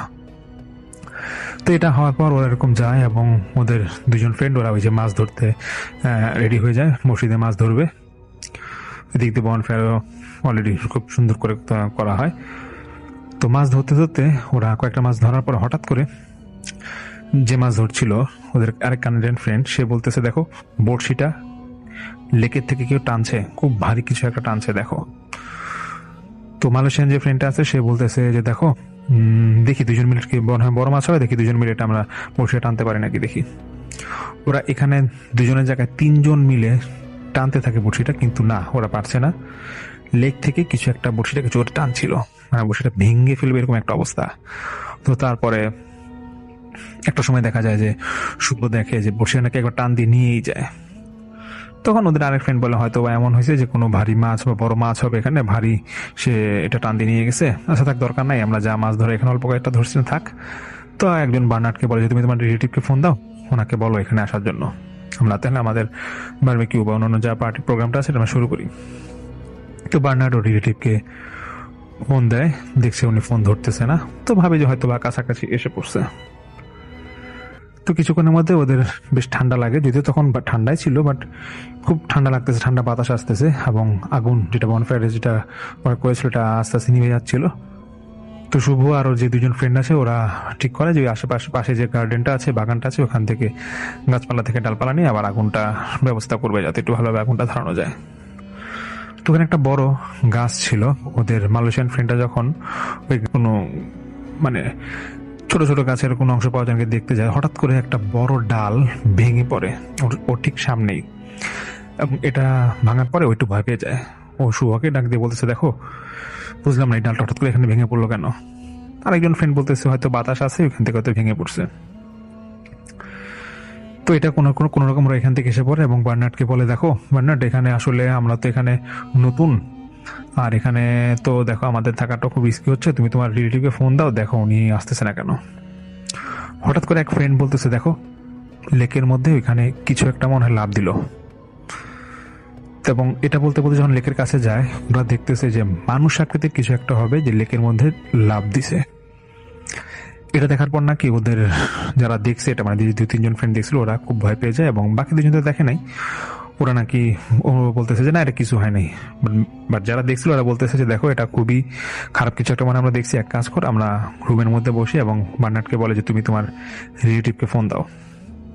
তারপর ওরা রুমের মধ্যে যখন বসে, বাইরেও কোনো আগুনের ব্যবস্থা এরকম নাই, তো ওরা বাইরে থেকে শুনতেছে যে কেউ দরজা নক করছিল। তো নক করার পর বার্নার্ড ভাবে যে হয়তো রিলেটিভ আসছে, ওরা সেই উদ্দেশ্যে মানে দরজা খোলার উদ্দেশ্যে বাইরে যায়, মানে এটা যে এরিয়াটা ছিল মেইন গেটটাতে কেউ নক করছিল, ওরা যায় খুলতে যাবে, তো গিয়ে দেখে যে ওখানে ওই বার্নার্ড গিয়ে দেখে যে হ্যাঁ ওর সেই রিলেটিভ বা যে ল্যান্ডের যে ওনার তিনি আসছে, এবং অন্ধকার তো খুব, তো বলতেছে যে বার্নার্ড যে তোমাকে ফোন দিয়েছে হয়তো তুমি ফোন ধরতেছো না, ব্রাদার তুমি কোথায় গেছিলা। তো সে বলতেছে না আসলে আমার একটা সমস্যা হয়েছে, আমার গাড়িতে একটু ওই সমস্যা হয়েছিল, ওই সামনে গাড়িটা রেখে আসছি, তো তোমরা যেহেতু এত আগে এসে পড়ছো এই জন্য ভাবলাম যে তোমাদেরকে একটু আগে এসে রিকোয়েস্ট করি যে তোমরা প্রোগ্রামটা শুরু করো। তো তোমরা সমস্যা নেই, প্রোগ্রাম শুরু করো, বা তোমার বনফায়ার কোথায়, বনফায়ার তো আগুনগুলো নিভে গেল কেন, ওই নিয়ে বলতেছে যেটা কোথায়। তো ওই বার্নার্ড বলতেছে না আমরা এরকম তো বনফায়ারের মতো আয়োজন করছিলাম, কিন্তু সমস্যাটা হচ্ছে যে এখানে আগুনটা নিভে গেছে, তো আমরা জানানোর ব্যবস্থা করতেছিলাম কিন্তু ডালপালা খুব একটা পাচ্ছিলাম না। তো সেই লোক বলতেছে আচ্ছা ঠিক আছে তোমরা রেডি করো, আমি আসতেছি, আমার গাড়িটা সামনে আছে, আমি এটা নিয়ে আসতেছি। তো ওই লোকটা সামনে গিয়ে গাড়ির জন্য আনতে যায় এবং গেটটা খোলা রেখে যায়। এরকম আধা ঘন্টা হয়ে যায়, 1 ঘন্টা হয়ে যায়, ওই লোকটা আসে না। এদিকে রাতও বাড়তেছে। তো শুভ এবং ওর যে কানাডিয়ান যে ফ্রেন্ডরা ছিল ওরা নাকি ওইখানে যায়, গিয়ে দেখে যে না ওই লোকের কোনো হদিস নাই এবং আশেপাশে লোক নাই, মানে গেট থেকে বের হয়ে দেখে। তো এটা দেখার পর ওরা আবার রুমে আসে এবং বার্নার্ডকে বলে যে দেখো বাইরে তো খুব ঠান্ডা, এখন তোমার ওই সে রিলেটিভ কোথায়, সে তো আসতেছে না, তো সমস্যাটা কি, সে কি চাচ্ছে না আমরা এখানে থাকি নাকি, একটু রেগেই বলে। তো এমন টাইমে নাকি বাইরে মানে কুকুরের আওয়াজ, মানে কুকুর আওয়াজ করলে যেরকম হয়, মানে এখানে কুকুর থাকার কথা না কিন্তু খুব জোরে জোরে আওয়াজ করছিল। তো এটা হওয়ার পর ওদের প্লেসটাই নাকি এরকম একটা হন্টেডের মতো, মানে খুব ভয়ঙ্কর একটা প্লেস, মানে এনভায়রনমেন্ট হয়ে গেছিল এখানে। একজন বলতেছে দেখো এটা বুঝলাম না কিরকম জায়গা, আমরা প্রথমে দেখলাম যে একটা বড়শি টান দিয়ে নিয়ে গেছে, আবার আমরা গাছের ওইখানে যাব, গাছের ডাল পড়তেছে, তো এরকম জায়গা কেন, আবার এখন কুকুর ডাকতেছে, আবার তোমার রিলেটিভ আসলো, মানে ওই মানে কি বলছে তোমার রিলেটিভ আসলো, চলেও গেল, উনি আসতেছে না, মানে কি সমস্যাটা কি। তো বার্নার্ড এদিক দিয়ে ফোন দিতেই থাকলো রিলেটিভকে। কয়েকটা ফোন দেওয়ার পরে রিলেটিভের সেই ওয়াইফ ধরে ফোনটা এবং সে বলতেছে বার্নার্ডকে, দেখো বলতেছে বার্নার্ড আসলে আমরা খুব সরি, আমি সহায় আসতাম, তো তোমার এরকম আমার হাজব্যান্ড ও তো মানে যিনি ওনার ছিল বলছে ও তো এরকম আসার পথে অ্যাক্সিডেন্ট করছে, আমরা একটু হসপিটালে আসছি, যদি সম্ভব হয় তোমরা একটু আসো। তো বার্নার্ড বলে যে ওকে তো দেখলাম ও মাত্র আমাদের এখানে আসলো, কখন অ্যাক্সিডেন্ট করলো? তুই লোকের ওয়াইফ বলতেছে যে যেটাই হওয়ার হয়েছে তোমরা একটু আসো, পারলে আসো। তো হসপিটালের ঠিকানা দেয়, ওরা 5 জন মানে শুভরা যারা 5 জন ছিল ওরা গাড়ি নিয়ে ওই হসপিটালে যায় এবং বার্নার্ডকে বলে, মানে বার্নার্ড ওর রিলেটিভকে বলে যে ব্রাদার তোমার এখানে কি এরকম অবস্থা, কেন অ্যাক্সিডেন্ট করলা কিভাবে, কখন এবার করলা, আর তুমি এসে চলে গেলা কেন, তুমি তো আমাদের প্রোগ্রামে থাকলে সমস্যা হইতো না। তখন সেই রিলেটিভ বলে যে আমি তো তোমাদের প্রোগ্রামে যাই নাই, তোমাদের প্রোগ্রামে তো আমার যাওয়ার ইচ্ছা ছিল, আমি আমার ওয়াইফকে নিয়ে যাইতাম, কিন্তু মাঝপথে যাওয়ার পর আমি একটা গাছের সাথে ধাক্কা খেয়ে আমার গাড়িটা অ্যাক্সিডেন্ট করে, আর আমি এরকম হাতে খুব ব্যথা পাই, আমার ওয়াইফ সেফ থাকে, তো এর জন্য এই এখন আমাকে ওয়াইফ হসপিটালে নিয়ে আসলো। তোমরা কি বলতেছো, ওখানে কে ছিল? তো বার্নার্ড বলতেছে যে না, তোমার মতো এক লোক আমাদেরকে এরকম দরজা নক করলাম, নিজে দেখলাম তুমি আসছো, তো তুমি আসো না, এটা আমার কেমন হইলো? বার্নার্ড মানে কিছুতে বিশ্বাস করতে পারছিল না এবং শুভ ওরা যারা ফ্রেন্ড সার্কেল ছিল ওরা নাকি পুরা মানে ভয় পেয়ে গেছে আচমকা যে কি বলতেছে এই লোক। তখন বার্নার্ডের সেই রিলেটিভ বলে যদি বিশ্বাস না হয় দরকার হলে তুমি এখানে যে নার্স আছে ওনাকে বলো, দেখো আমি আমি এখানে আসছি, আমি তো তোমার প্রথম ফোনের কল পাওয়ার পরেই সেই সন্ধ্যার সময় আমরা রওনা দিছিলাম, তারপর অ্যাক্সিডেন্ট করি। তখন বার্নার্ড বলে যে দেখো আমরা এখানে যাওয়ার পর লেকে মাছ ধরছিলাম, এই সিচুয়েশনটা বলে যে এখানে আমার বসিটাকে নিয়ে গেল, তারপরে আমরা আবার দেখতেছিলাম যে কেউ মনে লেকে ঝাঁপ দিচ্ছে, যে ওনার ছিল বা যে রিলেটিভ উনি ছিল উনি বলতেছে দেখো তোমরা গেছো ভালো কথা, আমি এই জন্যই গেছিলাম যে তোমার যেটা সেফ থাকো, কারণ এখানে রাত্রেবেলা কেউ তো থাকে না, এই জন্য অনেকেই আমার আগেও দুইটা রিলেটিভ ছিল এখানে, ওরা অনেক এরকম সমস্যায় পড়ছিল, আর তোমরা যে লেকে মাছ ধরতে গেছো আসলে মাছ ধরা ঠিক হয় নাই, আমি তোমাদেরকে বলতে ভুলে গেছিলাম, তো যাক যেটা হওয়ার হয়েছে, তোমরা এটা ভয় পাওয়ার কিছু না এবং তোমরা এখানে আপাতত আর যাও না, পরে যদি কখনো যাও আমি সহই যাব, আর সত্যি কথা বলতে আমি সেখানে যাই নাই এবং তোমরা কাকে দেখছো জানি না, আর আসলে জায়গাটা রাত্রেবেলা থাকাটা একটু রিস্কি, এই জন্য আমি তোমাদের সাথে থাকতে চাইছিলাম, তো আমি যেহেতু পারলাম না, তো এই জন্য আমি এক্সট্রিমলি সরি, আর আশা করি তোমরা নেক্সট এরকম আমাকে ছাড়া কখনো যাও না। এটা বলার পর শুভ নাকি বা ওরা ফ্রেন্ড সার্কেল একটু ভয় পেয়ে যায় এবং ওরা বলতেছে আচ্ছা ঠিক আছে কোনো সমস্যা নেই আমরা যাবো না। তো এটাই ছিল আসলে ঘটনা, এটা আসলে কতটা ভৌতিক আমি জানি না, বাট যেটা যার সাথে ঘটেছিল সে খুব ভয় পেয়েছিল এবং তার মানে তারা নিজেরাও বলে যে আমরা নিজে দেখলাম যে লোকটাই এখানে ছিল অন্ধকারের মধ্যে, তাহলে লোকটা মানে এমন না যে বাইরে থেকে কেউ আসবে, কারণ আশেপাশে এতটাই নির্জন ছিল যেখানে 4-5 কিলোর মধ্যে কোনো বাড়ি আছে কিনা সন্দেহ ছিল ওই এরিয়াটার। তো আমি ঘটনা শোনার পর চিন্তা করলাম যে না ভৌতিক কথা যেহেতু প্রোগ্রামে আমি প্রায় ঘটনাটা বলি, এটা শেয়ার করলে হয়তো আপনাদের ভালো লাগবে, তো এই জন্য আপনাদের কাছে শেয়ার করা, তো আশা করছি ভালো লাগবে, সামনে আরো ভালো ঘটনা নিয়ে আসবো। ধন্যবাদ। আসসালামু আলাইকুম লিসনার্স, আমি সামির আনসারি বলছিলাম। আলিফ ভাইয়ের ইনভাইটেশনে আজকেও আবার উপস্থিত হলাম আপনাদের সামনে কিছু ভয়ঙ্কর ঘটনা নিয়ে। তো আজকে প্রথমে যে ঘটনাটা আমি বলবো সেটা কলকাতার কোন এক কলেজের হোস্টেলে একটা ঘটে যাওয়া ঘটনা। তো আমার কলেজ লাইফে আমাকে এক সিনিয়র ভাইয়া বাসায় পড়াতেন, ওই ভাইয়ের নাম ছিল মামুন ভাই। তো মামুন ভাই উনি একটা সময় মাস্টার্স করার জন্য ইন্ডিয়ার বেঙ্গালুরুতে পড়ালেখা করতেন। তো উনি যেখানে পড়ালেখা করতেন সেখানে ওনার এক ফ্রেন্ড ছিল, এই ফ্রেন্ডের নাম ছিল রাজু। তো মূলত রাজু ভাইয়ের সাথে ঘটনাটা ঘটেছিল। রাজু ভাই কলকাতার ছিলেন তিনি, আর মামুন ভাই তো বাংলাদেশে ছিলেন। তো ওই দুজন বাঙালি ওনারা থাকার কারণে ওনাদের মধ্যে খুব একটা মিল ছিল এবং ওনারা খুব ঘনিষ্ঠ ছিলেন। তো কোনো এক সময় রাজু ভাই মামুন ভাইকে ঘটনাটা বলে। তো রাজু ভাই কলকাতায় যেই হোস্টেলে থাকতেন, মানে যে কলেজে উনি পড়ালেখা করতেন সেটা ছিল কলকাতা শহর থেকে সাইডে, এবং ওনার যে হোস্টেলটা ছিল কলেজের পাশেই ছিল। হোস্টেলে ছিল 2টা বিল্ডিং, একটা ছিল জুনিয়রদের আর একটা ছিল সিনিয়রদের। তো কলেজটা খুব একটা পুরাতন ছিল না, বলা যায় এটা নাকি 5-6 বছর হয়েছিল যে চালু হয়েছে। তো সিনিয়র বিল্ডিং এ ওইরকম 10-15 জনের বেশি থাকতো না। আর সিনিয়র বিল্ডিংটা নাকি ছিল একতলায় স্টুডেন্টরা থাকতো, দোতলায় অল্প কিছু স্টুডেন্ট থাকতো, আর আর জুনিয়রদের বিল্ডিংটায় অনেক স্টুডেন্ট ছিল। তো সেই রাজু ভাই মূলত প্রথমে গিয়ে জুনিয়রদের বিল্ডিং এ উঠেন। তো ওখানে সিনিয়র বিল্ডিং এ কিছু স্টুডেন্ট ছিল, তারা প্রায় সময় জুনিয়রদেরকে র্যাক দিত এবং ওদের হলে নিয়ে গিয়ে সিনিয়রদের হলে নিয়ে গিয়ে র্যাক দিত। তো রাজু ভাইকে একদিন যখন র্যাক দেওয়ার জন্য নিয়ে যাওয়া হয়, তো ঘটনার চক্রে দেখা যায় যে রাজু ভাইয়ের এলাকারই পরিচিত বড় ভাইয়েরা, তো ওনার সাথে খুব একটা র্যাগিং করে না। তো রাজু ভাইয়ের সাথে ওই সিনিয়র ভাইদের খুব ঘনিষ্ঠ সম্পর্ক হয়ে যায়। তো ওই সিনিয়র ভাইরা বলে যে রাজু, তোমার যদি কখনো কোনো সমস্যা হয় বা পড়ালেখার না বুঝে থাকো বা কোনো এনিথিং মানে কোনো সমস্যা হলে আমাদের হলে এসে বলবা, সমস্যা নাই। তো রাজু ভাই এরকম নাকি সিনিয়র দেশি হলে প্রায় আসা যাওয়া করতো এবং ওনার যে পরিচিত যারা সিনিয়র ভাই ছিল ওনারা ম্যাক্সিমাম সময় দোতলায় থাকতেন, মানে সিনিয়র হোস্টেল বিল্ডিং এ দোতলায় থাকতেন। তো একবার রাজু ভাই ওই বিল্ডিং এ যায়, সিনিয়র বিল্ডিং এ যায়। তো এখন উনি রাতে, ওনারা একটা অকেশন ছিল সম্ভবত, সেখানে নাকি ওনারা রাত্রে অনেক রাত পর্যন্ত সজাগ থাকে। তো রাতে তাস খেলছিল ওনারা রাত্রে নাকি 12টার পরে। তখন হঠাৎ করে বিল্ডিং এ উপর থেকে আওয়াজ আসছে যে জোরে জোরে দরজা বাড়ি দিলে যেরকম আওয়াজ হয় এরকম আওয়াজ আসছিল। তো তখন রাজু ভাই তো ওনার সিনিয়র ভাইদেরকে বলে যে ভাই এই আওয়াজটা কোত্থেকে আসছে, এত জোরে যে আওয়াজ কে করছে এখানে?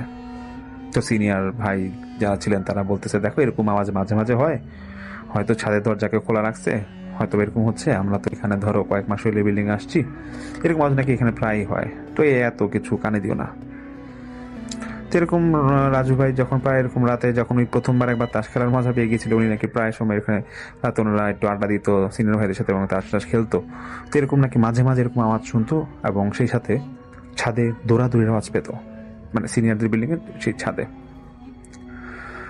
তো সিনিয়র ভাই যারা ছিল ওরা দেখা যেত খুব একটা করজ না, ওরা বলতো যা এগুলো হয় হইতেই পারে, পুরানো বিল্ডিং, এখানে হয়তো নতুন করে হোস্টেল করছে, পুরানো বিল্ডিং এর মধ্যে এরকম হইতেই পারে, বাদ দাও রাজু, আমরা খেলি, সমস্যা নেই, খেলা আসতে খেলতেছি, খেলি আসো। তো ঠিক এরকম পর্যায়ে একবার নাকি রাজু ভাইকে এরকম অকেশন একটা পার্টি হবে ওনাদের, ওইখানে সিনিয়ররা ডাকে রাত্রেবেলা। তো সেদিন ওনারা সবাই ড্রিঙ্কস করে, তো রাজু ভাইকেও সাধে। তো রাজু ভাই এরকম খেতে আগ্রহ দেখায় না, বলে যে না আসলে আমি আপনার সিনিয়র, আপনার পার্টি করেন, সমস্যা নাই, আমি আছি আপনাদের সাথে, সমস্যা নাই। তো সেই রাতে ওনারা যারা ছিলেন ওনারা সবাই ড্রিঙ্কস করে রাত্রেবেলা এক রুমের মধ্যে দেখা যায় 4-5 জন শুয়ে পড়ে। আর বেশি রাত হয়ে যাওয়ার কারণে রাজু ভাই ওই হোস্টেল সেই রুম সিনিয়রের সাথে রুমে থেকে যায় তিনি। তো রাজু ভাই নাকি মানে রাত 2টার দিকে ওনার নাকি প্রচন্ড গরম লাগে এবং উনি এতটাই গরম লাগে তখন নাকি উনি ভাবে যে বাইরে যে বাথরুম আছে সেখানে গিয়ে তিনি গোসলটা করে আসবে। তো উনি যথারীতি ওই সিনিয়র ভাইয়ের রুমের থেকে টাওয়ালটা নিয়ে উনি মানে রুমের বাইরে যে ওয়াশরুম আছে কর্নার, এখানে যাবে গোসল করবে। তো গোসল করতে যাওয়ার পর উনি বাথরুমে ঢোকার 2-1 মিনিট পর নাকি ওনার দরজাকে ধাক্কাচ্ছে। তো উনি জিজ্ঞেস করছে কে, কিন্তু কোনো জবাব দেয় না। আর রাজু ভাই নাকি তখন প্রায় শরীর পুরো ভিজা অবস্থায় ছিল। তো উনি ভাবে যে আচ্ছা গোসলটা করে নিই, তারপরে দরজাটা খুলবো।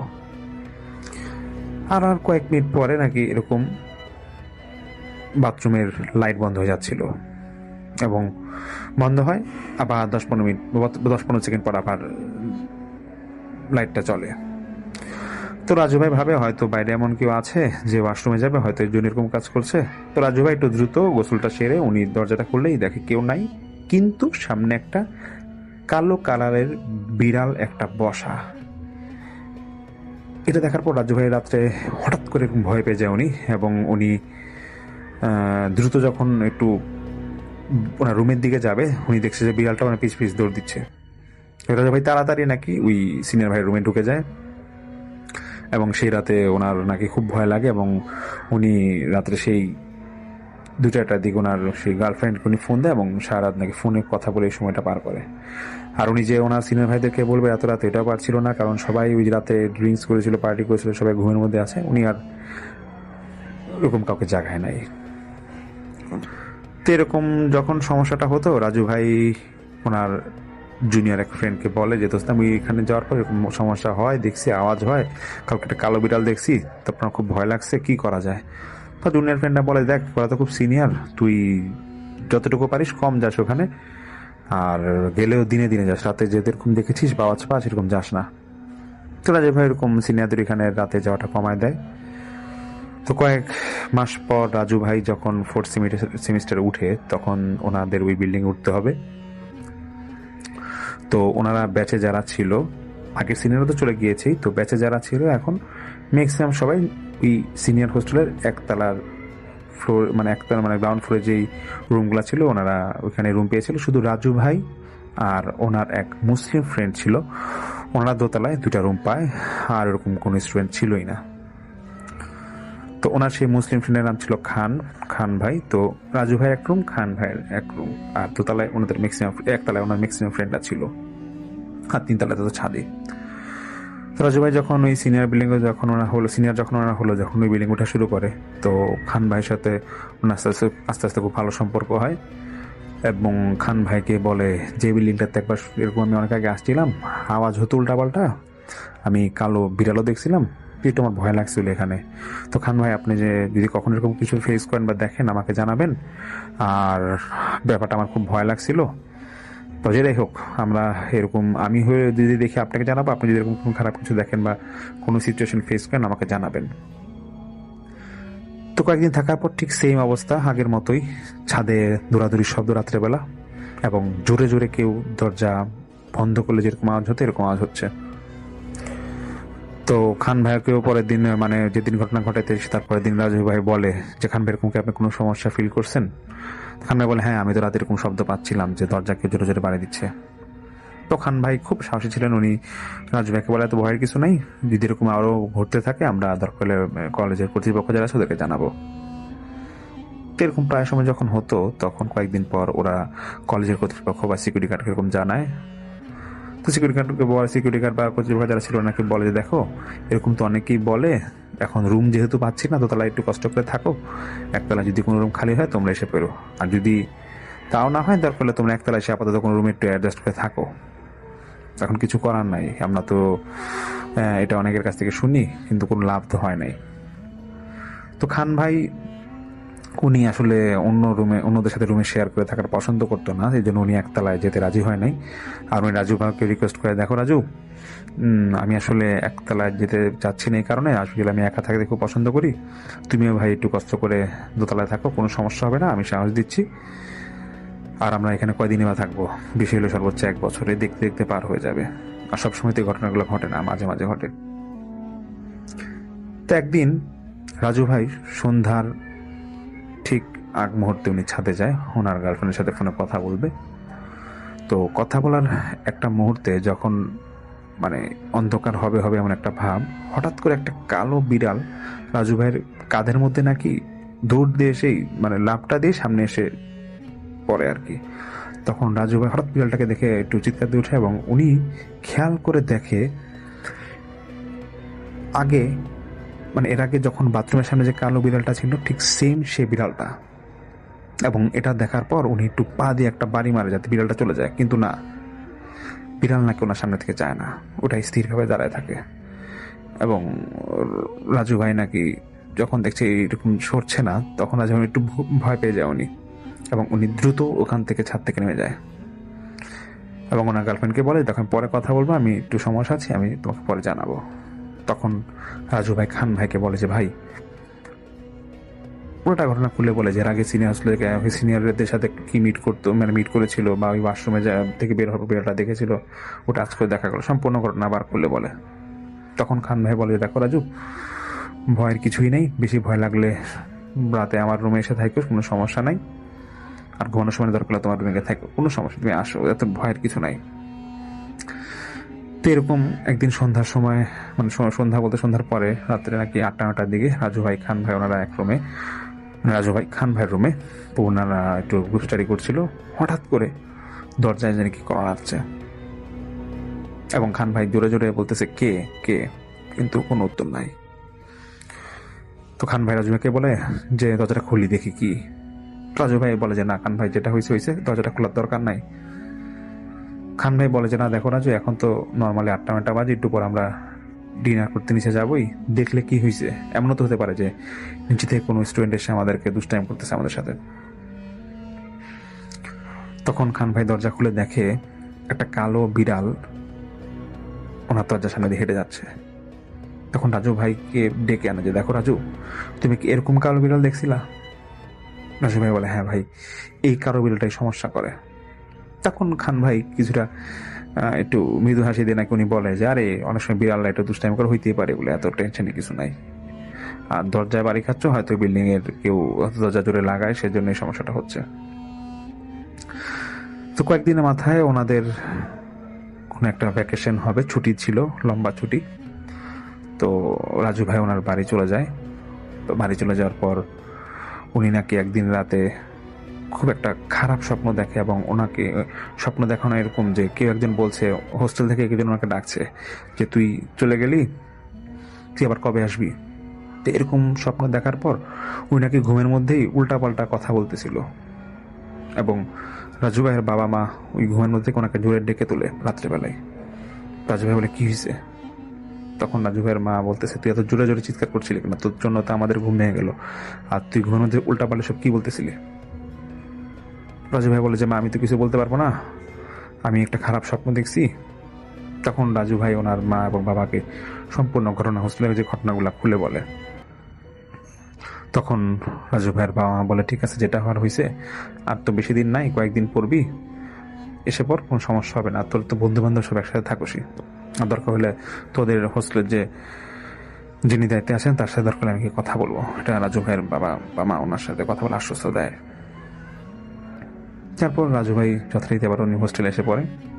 তো হোস্টেলে আসার পরে উনি প্রথম দিনই খান ভাইয়ের সাথে পাশের রুমে দেখা করতে যান, এবং খান ভাইকে দেখতেছে যে খান ভাই দেয়ালের মধ্যে কোন একটা আরবি লেখা উনি মানে টাঙাচ্ছে, একটা কাগজে আরবি লেখা টাঙাচ্ছে। তো খান ভাইকে বলে যে, খান ভাই এটা আপনি কি টাঙাচ্ছেন? তো খান ভাই বলছে রাজু ভাইকে, দেখো রাজু, আমি বাড়ি যাওয়ার পর এক মৌলভীকে তোমার এই সমস্যাটার কথা খুলে বলছিলাম, জাস্ট কথার কথা খুলে বলছিলাম। তো ওই মৌলভী যেটা বললো যে সম্ভবত জিন যদি কখনো আসর করে বা কোনো ডিস্টার্ব করে, তখন নাকি তারা কালো কালালের বিড়ালের রূপ নিয়ে আসে, এবং আমি ওই হুজুরের সাথে বা মৌলভীর সাথে যে কথাগুলো হয়েছিল আমাদের সবগুলা কথায় মিল পাই, যেটা আমাদের এখানে ঘটছিল। এবং এই জন্যই ভাবলাম যে রুমের মধ্যে এটা লাগাই রাখি, আর তুমিও যদি পারো, আমাদের ধর্মে তো মৌলবীরা ধরো এরকম ঝাড়ফুঁক দেয় অথবা এরকম আরবি লেখা লিখে দিলে অনেক সময় আমরা সেফ থাকি, তুমি যদি তোমাদের ধর্মে যদি এরকম কোনো কিছু নিয়ম থাকে, এটা তুমি করতে পারো। রাজু ভাই বলে যে, ভাই আর থাকবে আর কয়দিন, বাদ দেন, এগুলো নিয়ে কথা না বলি।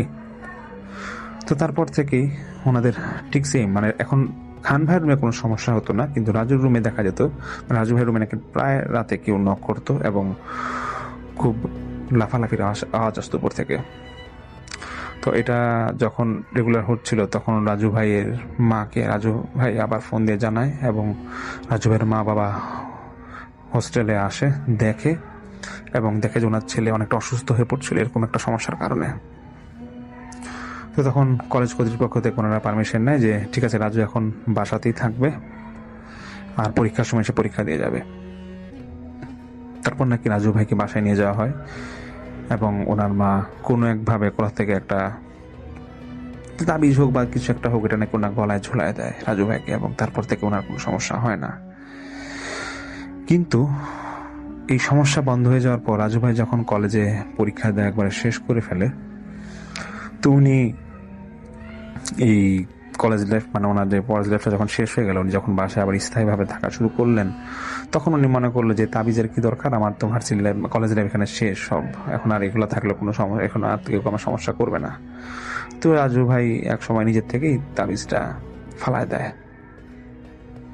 যেদিন উনি তাবিজটা ফালায় দেয়, সেদিন নাকি রাতে উনি একটা স্বপ্ন দেখে, ওনাকে কে একজন বলে যে, তুই তো একবারে চলেই গেলি, কিন্তু তোর জীবনে একটা বড় দুর্ঘটনা ঘটবে, তুই একটু সাবধানে থাকিস। ঠিক তার 2-1 দিন পরে রাজু ভাইয়ের বাবা কোনো একটা কাজে কলকাতা থেকে কোনো এক জায়গায় ওনারা গাড়িতে করে যাবে, তখন নাকি ওনাদের একটা রোড অ্যাক্সিডেন্ট হয়, এবং রাজু ভাইয়ের আব্বা এমনভাবে আহত হন যে উনি পায়ে খুবই বাজেভাবে একটা আঘাত পান, এবং উনি সম্পূর্ণ হাঁটা চলানোর বন্ধ হয়ে যায়, এবং রাজু ভাইও বেশ আঘাত পান। এবং তারপরে উনি ওনার মাকে এসে আবার ঘটনাটা খুলবে যে মা দেখো আমি এই কাজগুলো করছি, এই জন্য আজকে হয়তো বাবারই অবস্থা। তারপর রাজু ভাইয়ের মা ওনার বাবা ওনাদেরকে কবিরাজ দেখান এবং ওইখানকার স্থানীয় কোন কবিরাজ দেখানোর পর কবিরাজ বলে যে আসলে হয়েছে কি, ওকে যে কালো বিড়ালটা ও দেখতো কলেজে এবং নিশ্চয়ই এটা ওর গায়ে একবার লেগেছিল বা কোনোভাবে ধাক্কা লেগেছিল। তখন রাজু ভাই বলে যে হ্যাঁ, আমি কোনো এক সময় ছাদে সন্ধ্যার সময় হাঁটছিলাম, তখন কালো বিড়ালটা আমাকে এরকম একটা লাফ দিয়ে পড়েছিল। তখন কবিরাজ বলে হ্যাঁ, তখনই সেটা আপনার গায়ে লেগেছিল এবং এটা খারাপ জিন তখন আপনার গায়ে এসে ভর করে এবং এটা ছুটানো খুব কষ্ট।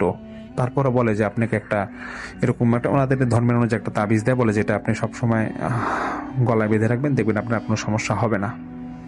এবং ওনার যে ঘরে রাজু ভাই থাকে ওই ঘরে ওনার একটা কিছু একটা দিয়ে দেয় সম্ভবত, মানে লেখা, মানে ওনাদের ধর্মের কোনো কিছু একটা লেখা নাকি দিয়ে দেয়, বলে যেটা সবসময় ঘরে টাঙায় রাখবেন এবং যেখানেই যাবেন এটা সবসময় টাঙায় রাখবেন, দেখবেন আপনার কোনো সমস্যা হবে না।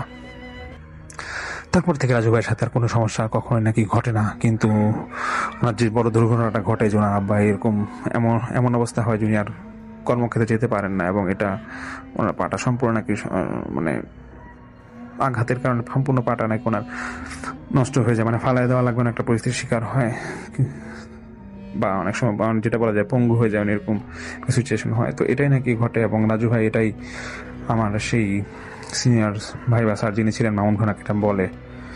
এবং আমি যে ভৌতিকতায় আসি এটা আমি মামুন ভাইকে বলেছিলাম, তো উনি আমাকে তখন এই ঘটনাটা শেয়ার করে এবং আজকে আপনাদের কাছে এটা আমি উপস্থাপন করলাম। আসসালামু আলাইকুম প্রিয় লিসেনার, আজকে আমি আপনাদের কাছে ঢাকা বিশ্ববিদ্যালয়ের কার্জন হলের একটা ঘটনা নিয়ে হাজির হলাম। তো চলুন শুরু করা যাক। দিনের আলোয় ঢাকা বিশ্ববিদ্যালয়ের কার্জন হলের রক্তিম অভিজাত্য আমাদের চোখ ধাঁধিয়ে দেয়। ভিক্টোরিয়ান স্থাপত্যের প্রতিটি বাগ যেন ব্রিটিশ আমলের কোনো অভিজাত্যের গর্ব বলে। কিন্তু সূর্য ডুবার পর যখন ক্যাম্পাসে ঝিঝি পোকাদের রাজত্ব শুরু হয়, তখন এই একই দালান এক বীভৎস মৌনতায় রূপ নেয়। বিশেষ করে রসায়ন বিভাগের সংলগ্ন বাগান আর সেই ছমছমে করিডোরগুলো। আপনি যদি কখনো রাত 2টার পর ওই চত্বরের দিয়ে একা হাঁটেন, তবে লক্ষ্য করবেন আপনার পায়ের নিচের শব্দটা হঠাৎ কেমন জানি বদলে যাচ্ছে। আপনি ঘাস বা পিচের উপর দিয়ে হাঁটলেও আপনার মনে হবে কোনো একটা লোহার মেঝের উপর দিয়ে কেউ আপনার পিছু হাঁটছে। সেখানে বাতাস নেই, অথচ গাছের পাতাগুলো মাঝে মাঝে এমনভাবে কাঁপে যেন কেউ অদৃশ্য হাত দিয়ে সেগুলোকে জাপটে ধরেছে। আমি একজন ইনভেস্টিগেটিভ কন্টেন্ট ক্রিয়েটর হিসেবে কার্জন হলের এই রহস্যের পিছু নিয়েছিলাম। আমার হাতে ছিল এক প্রাক্তন ল্যাব অ্যাসিস্ট্যান্টের ছেঁড়া ডায়েরি আর লাইব্রেরির ধুলো পড়া কিছু গোপন আর্কাইভাল রেকর্ড। আমি খুঁজে পেয়েছি যা তা পড়ার পর আপনার বিজ্ঞানের ওপর থাকা অবাধ বিশ্বাস একবার হলেও থমকে দাঁড়াবে। ঘটনাটির সূত্রপাত 1984 সালের ডিসেম্বর মাসে। কার্জন হলের উত্তর পূর্ব কোণে একটি পুরনো ল্যাবরেটরিতে গভীর রাতে কাজ করার সময় এক ভয়াবহ বিস্ফোরণ ঘটে। অফিসিয়াল রিপোর্টে একে গ্যাস সিলিন্ডার লিকেজ বলে, মানে রিপোর্টে গ্যাস সিলিন্ডার লিকেজ বলে ধামাচাপা দেওয়ার চেষ্টা করা হয়েছিল, মানে ধামাচাপাই দেওয়া হয়েছিল। কিন্তু আর্কাইভাল ফাইল এক বিভিন্ন বাস্তবতার ইঙ্গিত দেয়। সেই ফাইলে একজন তৎকালীন সার্জেন্টের জবানবন্দি লেখা ছিল। বিস্ফোরণটি ল্যাবের ভেতর থেকে হয়নি, মনে হয়েছে দেয়ালের ভেতর থেকে কিছু একটা বেরিয়ে আসার চেষ্টা করছিল। ল্যাবের ভেতরে আমরা কাউকেই পাইনি, কিন্তু সমস্ত যন্ত্রপাতির গায়ে একটা নীল রঙের পিচ্ছিল আস্তরণ ছিল। আর সবচেয়ে অদ্ভুত ব্যাপার ছিল জানালার কাঁচগুলো, সেই কাঁচগুলো বাইরে থেকে ভাঙা ছিল না, বরং ভেতর থেকে গলে গিয়ে মেঝের উপর নীল রঙের বরফের মতো জমাট বেঁধে গিয়েছিল। এই ঘটনার পর ওই ল্যাবটি স্থায়ীভাবে সিল করে দেওয়া হয়। কিন্তু গত 40 বছর ধরে কার্জন হলের ওই নির্দিষ্ট করিডোর এবং বাগান সংলগ্ন এলাকায় এক অদ্ভুত প্যাটার্ন লক্ষ্য করা যায়। প্রতি বছর ডিসেম্বরের দিকে যখন ঢাকার কুয়াশা তীব্র হতে শুরু করে, তখন ওই বাগানের এক ধরনের নীল রঙের হ্যালোসিনোজেনিক গ্যাস ছড়িয়ে পড়ে। এটি এক রাসায়নিক মায়া। রহস্যের গভীরে যাওয়ার জন্য আমি রসায়ন বিভাগের বর্তমান গবেষকদের সাথে কথা বলতে শুরু করি, কিন্তু সবাই এটাকে গুজব বলে উড়িয়ে দিলেও একজন পিএইচডি গবেষক সায়েম আমাকে, এটা কিন্তু ছদ্মনাম, আমাকে এক অন্ধকার রাতে কার্জন হলের পেছনে দেখা করতে বলেন। তার চোখে ছিল এক অদ্ভুত আতঙ্ক। সায়েম ফিসফিস করে আমাকে বললেন, ভাই, মানুষ বলে ওটা ভূত, কিন্তু আমি জানি ওটা কি। একে বলে কেমিক্যাল মেমোরি। সেই 1984 সালের বিস্ফোরণের সময় ল্যাবে এমন একটি শক্তিশালী হ্যালোসিনোজেনিক গ্যাস তৈরি করা হয়েছিল যার স্থায়িত্ব কয়েক দশক। এই গ্যাসগুলো বাতাসের স্তরে স্তরে ভারী হয়ে জমে থাকে। যখনই বাইরের তাপমাত্রা আর আর্দ্রতা একটা নির্দিষ্ট পয়েন্টে পৌঁছায়, তখন সেই গ্যাসগুলো আবার সক্রিয় হয়ে ওঠে। আর তখনই মানুষ সেই মায়াটা দেখতে পায় যা ওই রাতে ল্যাবে ঘটেছিল। সায়েম আমাকে ল্যাবের মেঝের এক কোণ দেখালেন। সায়েম কাপা গলায় বললেন, আপনি যদি ওই গ্যাসটা একবার নিঃশ্বাস নেন, তবে আপনার স্নায়ুগুলো আপনার নিয়ন্ত্রণের বাইরে চলে যাবে। আপনি দেখবেন ল্যাবের জানালার ওপাশে একজন মানুষ দাঁড়িয়ে আছে। তার গায়ে একটা পুরনো জীর্ণ অ্যাপ্রন আর মুখে একটা বিশাল গ্যাস মাস্ক। এক হাতে একটা বিকার ধরে আছে আর অন্য হাত দিয়ে জানালার কাচের উপর নখ দিয়ে আঁচড় কাটছে। কিন্তু আসলে সে নেই, সে শুধু বাতাসের স্মৃতিতে আটকে আছে। কিন্তু সায়েম যখন এই কথাগুলো বলছিলেন, তখন তার কপালে ঘাম জমেছিল, কারণ তিনি জানতেন যদি ওটা শুধু গ্যাসই হয়, তবে মাঝরাতে ল্যাব বন্ধ করা বার্নারগুলোর নিচ থেকে নীল শিখা জ্বলে ওঠে কেন? আর সেই নীল শিখার আলো করিডোরের দেয়ালে করে লম্বা ছায়া নড়ে কেন? 2025 সালের 20 ডিসেম্বর আমি ঠিক করলাম নিজেই সেই মায়ার মুখোমুখি হব। হাতে আমার একটি ডিজিটাল ডার্কনেস সেন্সর এবং বাতাসের রাসায়নিক উপস্থিতির তাপমাত্রার যন্ত্র, উপস্থিতি মাপার যন্ত্র।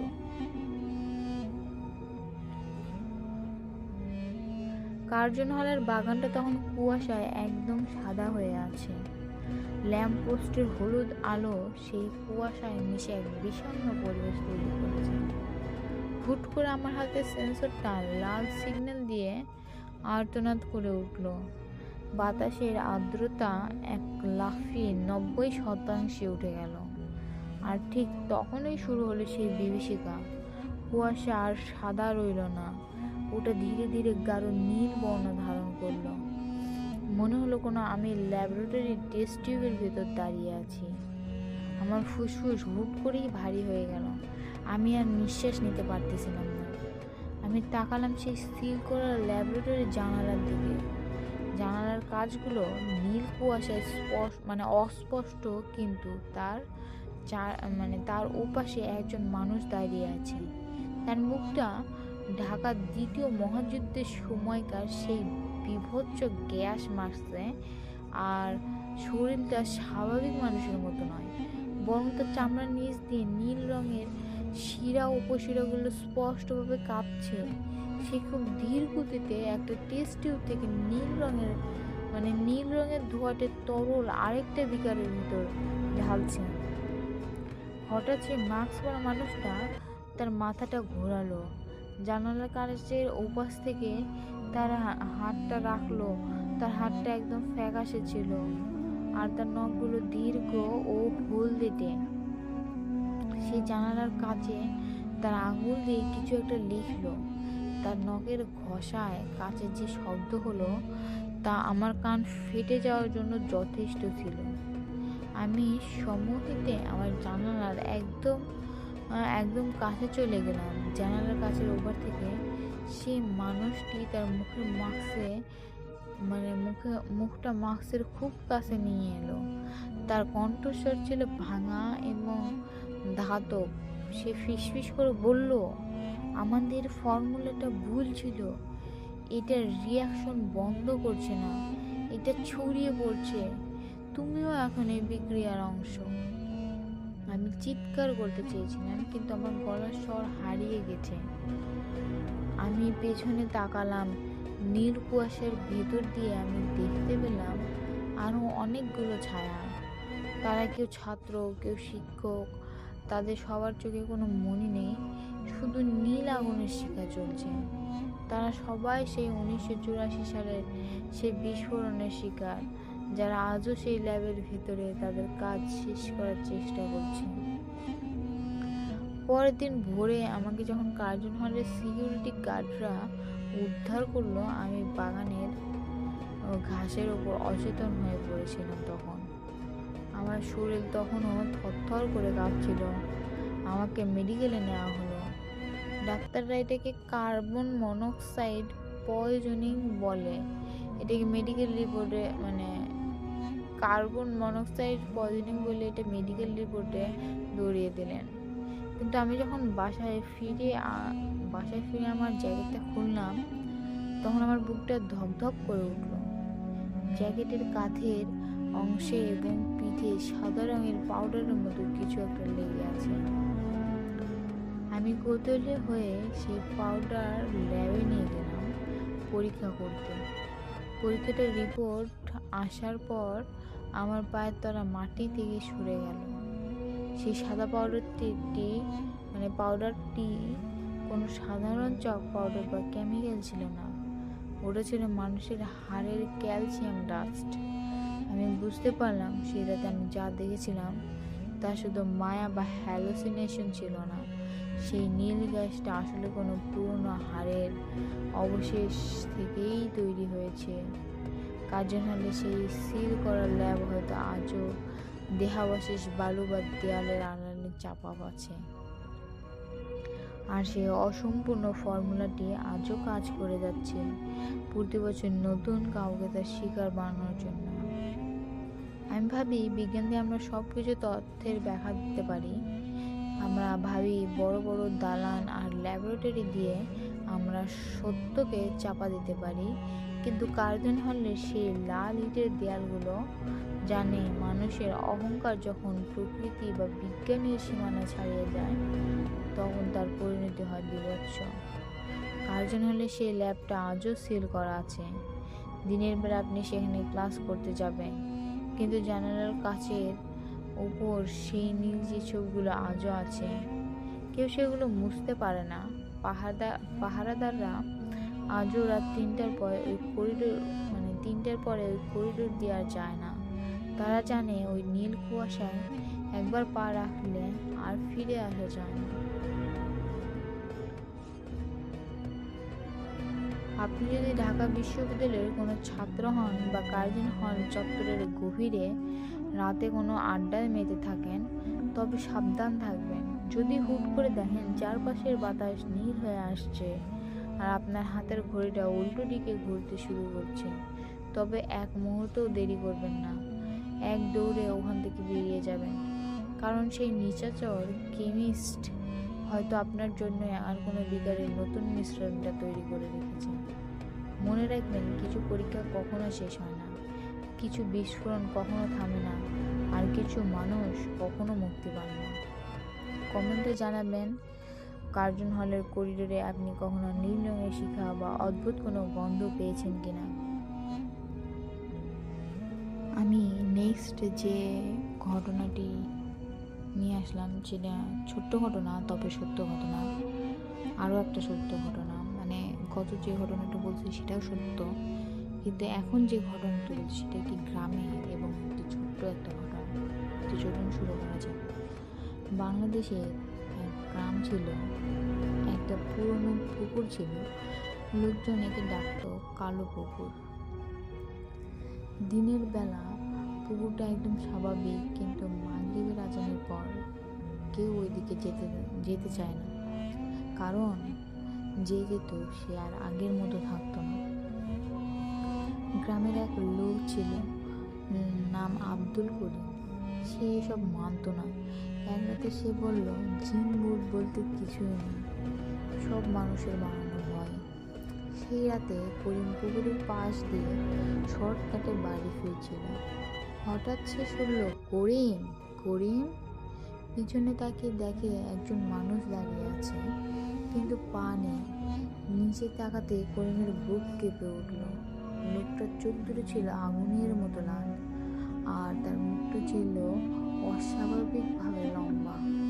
লোকটা বলল, তুই আমাকে চিনিস না, কিন্তু আমি তোকে চিনি।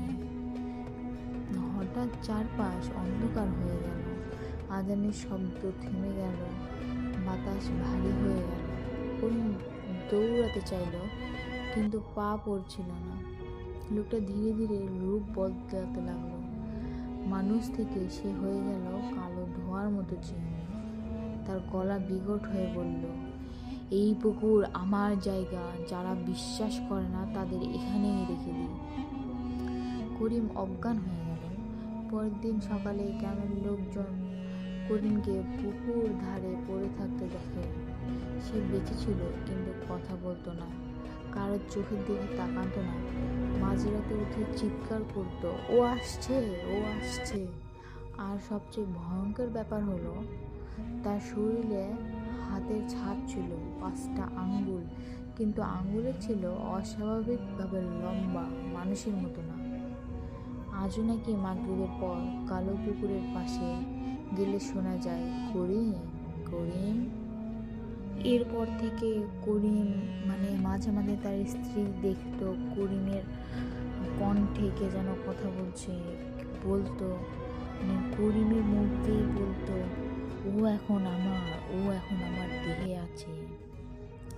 আবার হঠাৎ করে মাঝে মাঝে দেখতো করিম ঘরের এক কোনায় বসে থেকে কাদা দিয়ে খেলছে, কাদা দিয়ে নিচে কিছু আঁকছে, আবার খাচ্ছে কাদা। তার চোখের মণিগুলো সম্পূর্ণ কালো হয়ে থাকে। এরপরেই তার ওয়াইফ এবং গ্রামের মুরব্বীরা হুজুর ডেকে তাকে ঝেড়ে দেয়। কুরআন পড়া শুরু করতেই করিম হঠাৎ ছিটকে উঠে দেয়ালে লেগে যায়। তার শরীরে ঠান্ডা বরফের মতো হয়ে যায়, চোখের কোণ দিয়ে কালো পানি বের হয়। সে চিৎকার করে বলে, আমাকে পুড়িও না, এই দেহ আমার পছন্দ।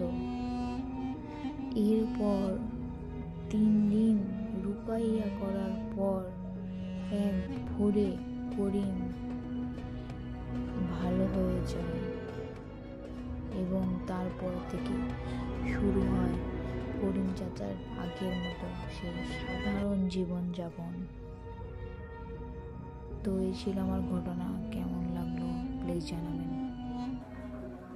ধন্যবাদ প্রিয় লিসেনার, যারা এতক্ষণ ধরে আমাদের এই সকল ঘটনাগুলো শুনলেন। আমরা প্রতিনিয়ত আপনাদের জন্য এইরকম সকল ভয়ঙ্কর ঘটনাগুলো আমাদের এই টপ ভূত এফএম চ্যানেলের মাধ্যমে আপলোড করে থাকি। আপনারা সবাই ভূত এফএমকে অনেক বেশি ভালোবাসেন, এবং আপনারা প্রতিদিন আমাদেরকে ভূত এফএম দিতে বলেছেন। যে অনেকেই আমাদের কমেন্ট করেন যে ভাইয়া ভূত এফএম ছাড়া আমাদের ঘুম হয় না। অনেকেই কমেন্ট করেন ভাইয়া ভূত এফএম আমাদের রক্তে মিশে গেছে। অনেকেই অনেকভাবে অনেক রকম মন্তব্য করছেন, যা আমাদেরকে আসলেই অনেক ভালো লাগায়। এবং আপনাদের এই খুশির কারণে, আপনাদের এই ভালোবাসার কারণে আমরা প্রতিনিয়ত এইরকম ভাবে নতুন নতুন সকল ঘটনাগুলো আপনাদের সামনে তুলে ধরি। লিসেনার্স, আমরা চাই আপনারা আমাদেরকে সাপোর্ট করুন। আমাদের যতগুলো ঘটনা আছে সবগুলো ঘটনা কিন্তু বাছাই করা, এবং আমাদের অনেক বড় বড় টিম যারা ভূত এফএমে অনেক বেশি এক্সপার্ট এবং অনেক বেশি ভালোবাসে, অনেক দিন আগে থেকে ভূত এফএমের সাথে জড়িত তারাই আর কি সকল ঘটনা শুনে আমাদেরকে সাজেস্ট করে, ভাইয়া এই ঘটনাটা অনেক সুন্দর। আমরা এইরকম করে একের পর এক অনেকগুলো ঘটনা থেকে আমরা ঘটনাগুলো কালেকশন করে আমরা একটি স্পেশাল ঘটনা বানাই। আপনারা জানেন বাছাই করা ঘটনা মানে স্পেশাল ঘটনা, আপনাদের আগেই বলেছি। তো আপনারা যারা এরকম স্পেশাল ঘটনা শুনতে চান তারা অবশ্যই আমাদেরকে কমেন্ট করে জানাবেন যে ভাইয়া আমরা এই ধরনের ঘটনা আরো শুনতে চাই, তাহলে আমরা আপনাদের জন্য আরো বেশি ভয়ানক এবং আরো বেশি বাছাই করা ঘটনাগুলো নিয়ে আসবো। বাছাই করা ঘটনা মানে স্পেশাল ঘটনা, আপনারা সবাই জানেন। লিসেনার্স, আপনারা যদি আমাদেরকে বলেন যে আপনাদের ঘটনা ভালো লাগে, লাইক, কমেন্ট এবং শেয়ার সবকিছুই করি, দেন আমরা আরো গভীর মনোযোগ দিয়ে কাজ করবো শুধুমাত্র আপনাদের একটা ভয়ঙ্কর থমথমে পরিবেশের ভিতরে নিয়ে যাওয়ার জন্য। ভূত এফএম মানে ভয়, ভূত এফএম মানে আনন্দ। বাংলাদেশের প্রত্যেকটা জায়গাতেই এইরকম হরর অনেক কাহিনী ঘটে গিয়েছে যা আপনাদের অজানা। আমরা সেই অজানা গুলোকেই জানানোর জন্য এই চ্যানেলের মাধ্যমে আমরা সকল ভয়ঙ্কর ঘটনাগুলো কালেক্ট করি এবং কালেক্ট করে সেই ঘটনাগুলো আপনাদের সামনে তুলে ধরি। লিসেনার্স, আমাদেরকে অনেকেই অনেক জায়গা থেকে, দেশের অনেক প্রান্ত থেকে আমাদেরকে ঘটনা দেয়, যে ঘটনাগুলো আমরা রেকর্ড করি এবং শোনাই। মানে অনেকেই কিভাবে দেয়, আমাদেরকে অনেকে মেইল করে, অনেকে হোয়াটসঅ্যাপে ঘটনা দেয়। আমরা অনেক গুলো কমেন্টে দেখেন আমাদের হোয়াটসঅ্যাপ নাম্বার আছে, আপনারা ওখানে আমাদের ঘটনা দিতে পারবেন। আমরা প্রতিদিন দেই না, কেননা অনেকেই মেইল করে, সবার মেইল না পড়লে অনেকেই মন খারাপ করে। দেন যারা কষ্ট করে খুঁজে বের করে দিবে এরাই সঠিক ঘটনা দেয়, সত্য ঘটনা দেয়। আমরা এখন সত্য ঘটনাগুলো বেশি প্রচার করার চেষ্টা করছি, কেননা আমাদের টপ ভূত এফএম আমাদের খুব তাড়াতাড়ি 17,000 সাবস্ক্রাইবের কাছাকাছি যাবে। তো এই যে এতগুলো মানুষ আমাদের ঘটনাগুলো দেখে, তাদেরকে মানে হুদায় একটা ঘটনা তো দিয়ে শোনানো যায় না, তাদের জন্য স্পেশাল ঘটনা। আমার চ্যানেলের সদস্য সংখ্যা যারা আছে, আমরা তাদেরকে স্পেশাল ঘটনা দেওয়ার খুব খুব খুব বেশি ট্রাই করে যাচ্ছি, কারণ তারা আমাদের ভালোবাসা, তারা আমার ইমোশন। তারা অনেকেই আমাদের ঘটনাগুলোকে শেয়ার করছে, অনেকেই ঘটনাগুলো প্রতিদিন শুনছে। এমনও অনেক অডিয়েন্স আছে যারা সারাদিন অপেক্ষা করে শুধুমাত্র রাত 10টার দিকে টপ ভূত এফএম এর নোটিফিকেশনের অপেক্ষায় থাকে, কখন টপ ভূত এফএম এর নোটিফিকেশন আসবে আর সেটাতে ক্লিক করে তারা ঘটনাগুলো শুনবে। এমন অনেক পিপল আছে যারা আমাদেরকে হোয়াটসঅ্যাপে নক দিয়ে বলেছে, ভাইয়া আপনাদের ঘটনাগুলো খুব বেশি ভালো লাগছে, ভাইয়া আপনারা এইভাবে চালিয়ে যান, আমরা আপনাদের সাথে আছি এবং আমরা অনেক দূর পর্যন্ত, অনেকদিন পর্যন্ত আপনার সাথে থাকতে চাই। আমরা তো বর্তমান ভূত এফএমকে হারায় ফেলছি, কিন্তু আপনি এই ভূত এফএমকে অনেক দূর পর্যন্ত নিয়ে যাবেন। এমন ঘটনাগুলো আমি দিই, যার কারণে তারা আমাদেরকে কমেন্ট করে জানায় এইভাবে। তো আমি বলবো, আপনারা যারা ভূত এফএম ভালোবাসেন আমাদের এই চ্যানেলটিকে সাবস্ক্রাইব করে বেল আইকনটি অল করে রাখবেন, তাহলে সবার প্রথম ভিডিও ছাড়ার সাথে সাথে, ঘটনাগুলো ছাড়ার সাথে সাথে আপনারা রিয়েল বাস্তব সকল ভয়ঙ্কর ঘটনাগুলো এই চ্যানেলের মাধ্যমে পেয়ে যাবেন। অনেকেই বলে, ভাইয়া আমাদের অনেকের পছন্দের মানুষ আছে, আমাদের অনেকের ভালো লাগার মানুষ আছে, তার কণ্ঠে শুনতে চাই। আমি বলে দিয়েছি ওপেনিং, টপ ভূত এফএম যদি আমার অডিয়েন্সের একজন মাত্র শ্রোতা থাকে আর তারও যদি কোনো ভালো লাগার মানুষ থাকে, সে শুধু আমাদেরকে কমেন্ট করবে, আমরা তার কণ্ঠে ঘটনায় চলে আসব। তাই টপ ভূত এফএম সর্বপ্রথম আপনাদের প্রায়োরিটি দেয়। এই টপ ভূত এফএম ছেড়ে কোথাও যাওয়া যাবে না। সব সময় আমরা সকল ভয়ঙ্কর ঘটনা, বাছাই করা ঘটনা প্রতিদিন আপনাদের দিতেইছি, তাহলে আবার অন্য কোনো কোথাও কেন? আমরা তো ভয়ঙ্কর ঘটনা প্রোভাইড করছি আপনাদেরকে। মানে আপনারা তো ভূত এফএম এত ভালোবাসেন, আমি এতদিন ধরে ইউটিউবিং না করলে বুঝতে পারতাম না। ভূত এফএম আসলে একটা ইমোশন, ভূত এফএম একটা শান্তি, ভূত এফএম একটা ভাবনার কল্পনা। আরো যে ভূত এফএম গুলো শুনি, আমি শুনি, আপনারা যখন শোনেন আমি শুনি ঘটনাগুলো হেডফোনে, এত ভালো লাগে, মনে হয় ঘটনাগুলো আমারই বাড়ির চারিপাশে হয়েছে, সেগুলো আমাকে ঘটনার মূল বাস্তব যে ভূমিকা যেটা, সেটাকে আমি নিজেকে দেখি, আমি নিজের মতো করে ঘটনাগুলোকে যখন শুনি তখন সেভাবে বাস্তবায়ন করি। এই জন্য মানুষ ভূত এফএমকে বেশি ভালোবাসে, ভূত এফএমের প্রেমে বেশি পড়ে। সো আমি অনেক ঘটনা দিই, মাঝখানে আমার ঘটনা দিই। যদি আপনাদের এই ঘটনাগুলো ভালো লাগে তারা আমাদের কমেন্ট করতে পারেন, আমরা আপনাদের জন্য নতুন নতুন আরো অনেক ঘটনা নিয়ে আসবো। আজকের মধ্যে এখানে বিদায় নিচ্ছি, সবাই ভালো থাকবেন, সবাই সুস্থ থাকবেন। দেখা হচ্ছে এপিসোডে। আসসালামু আলাইকুম।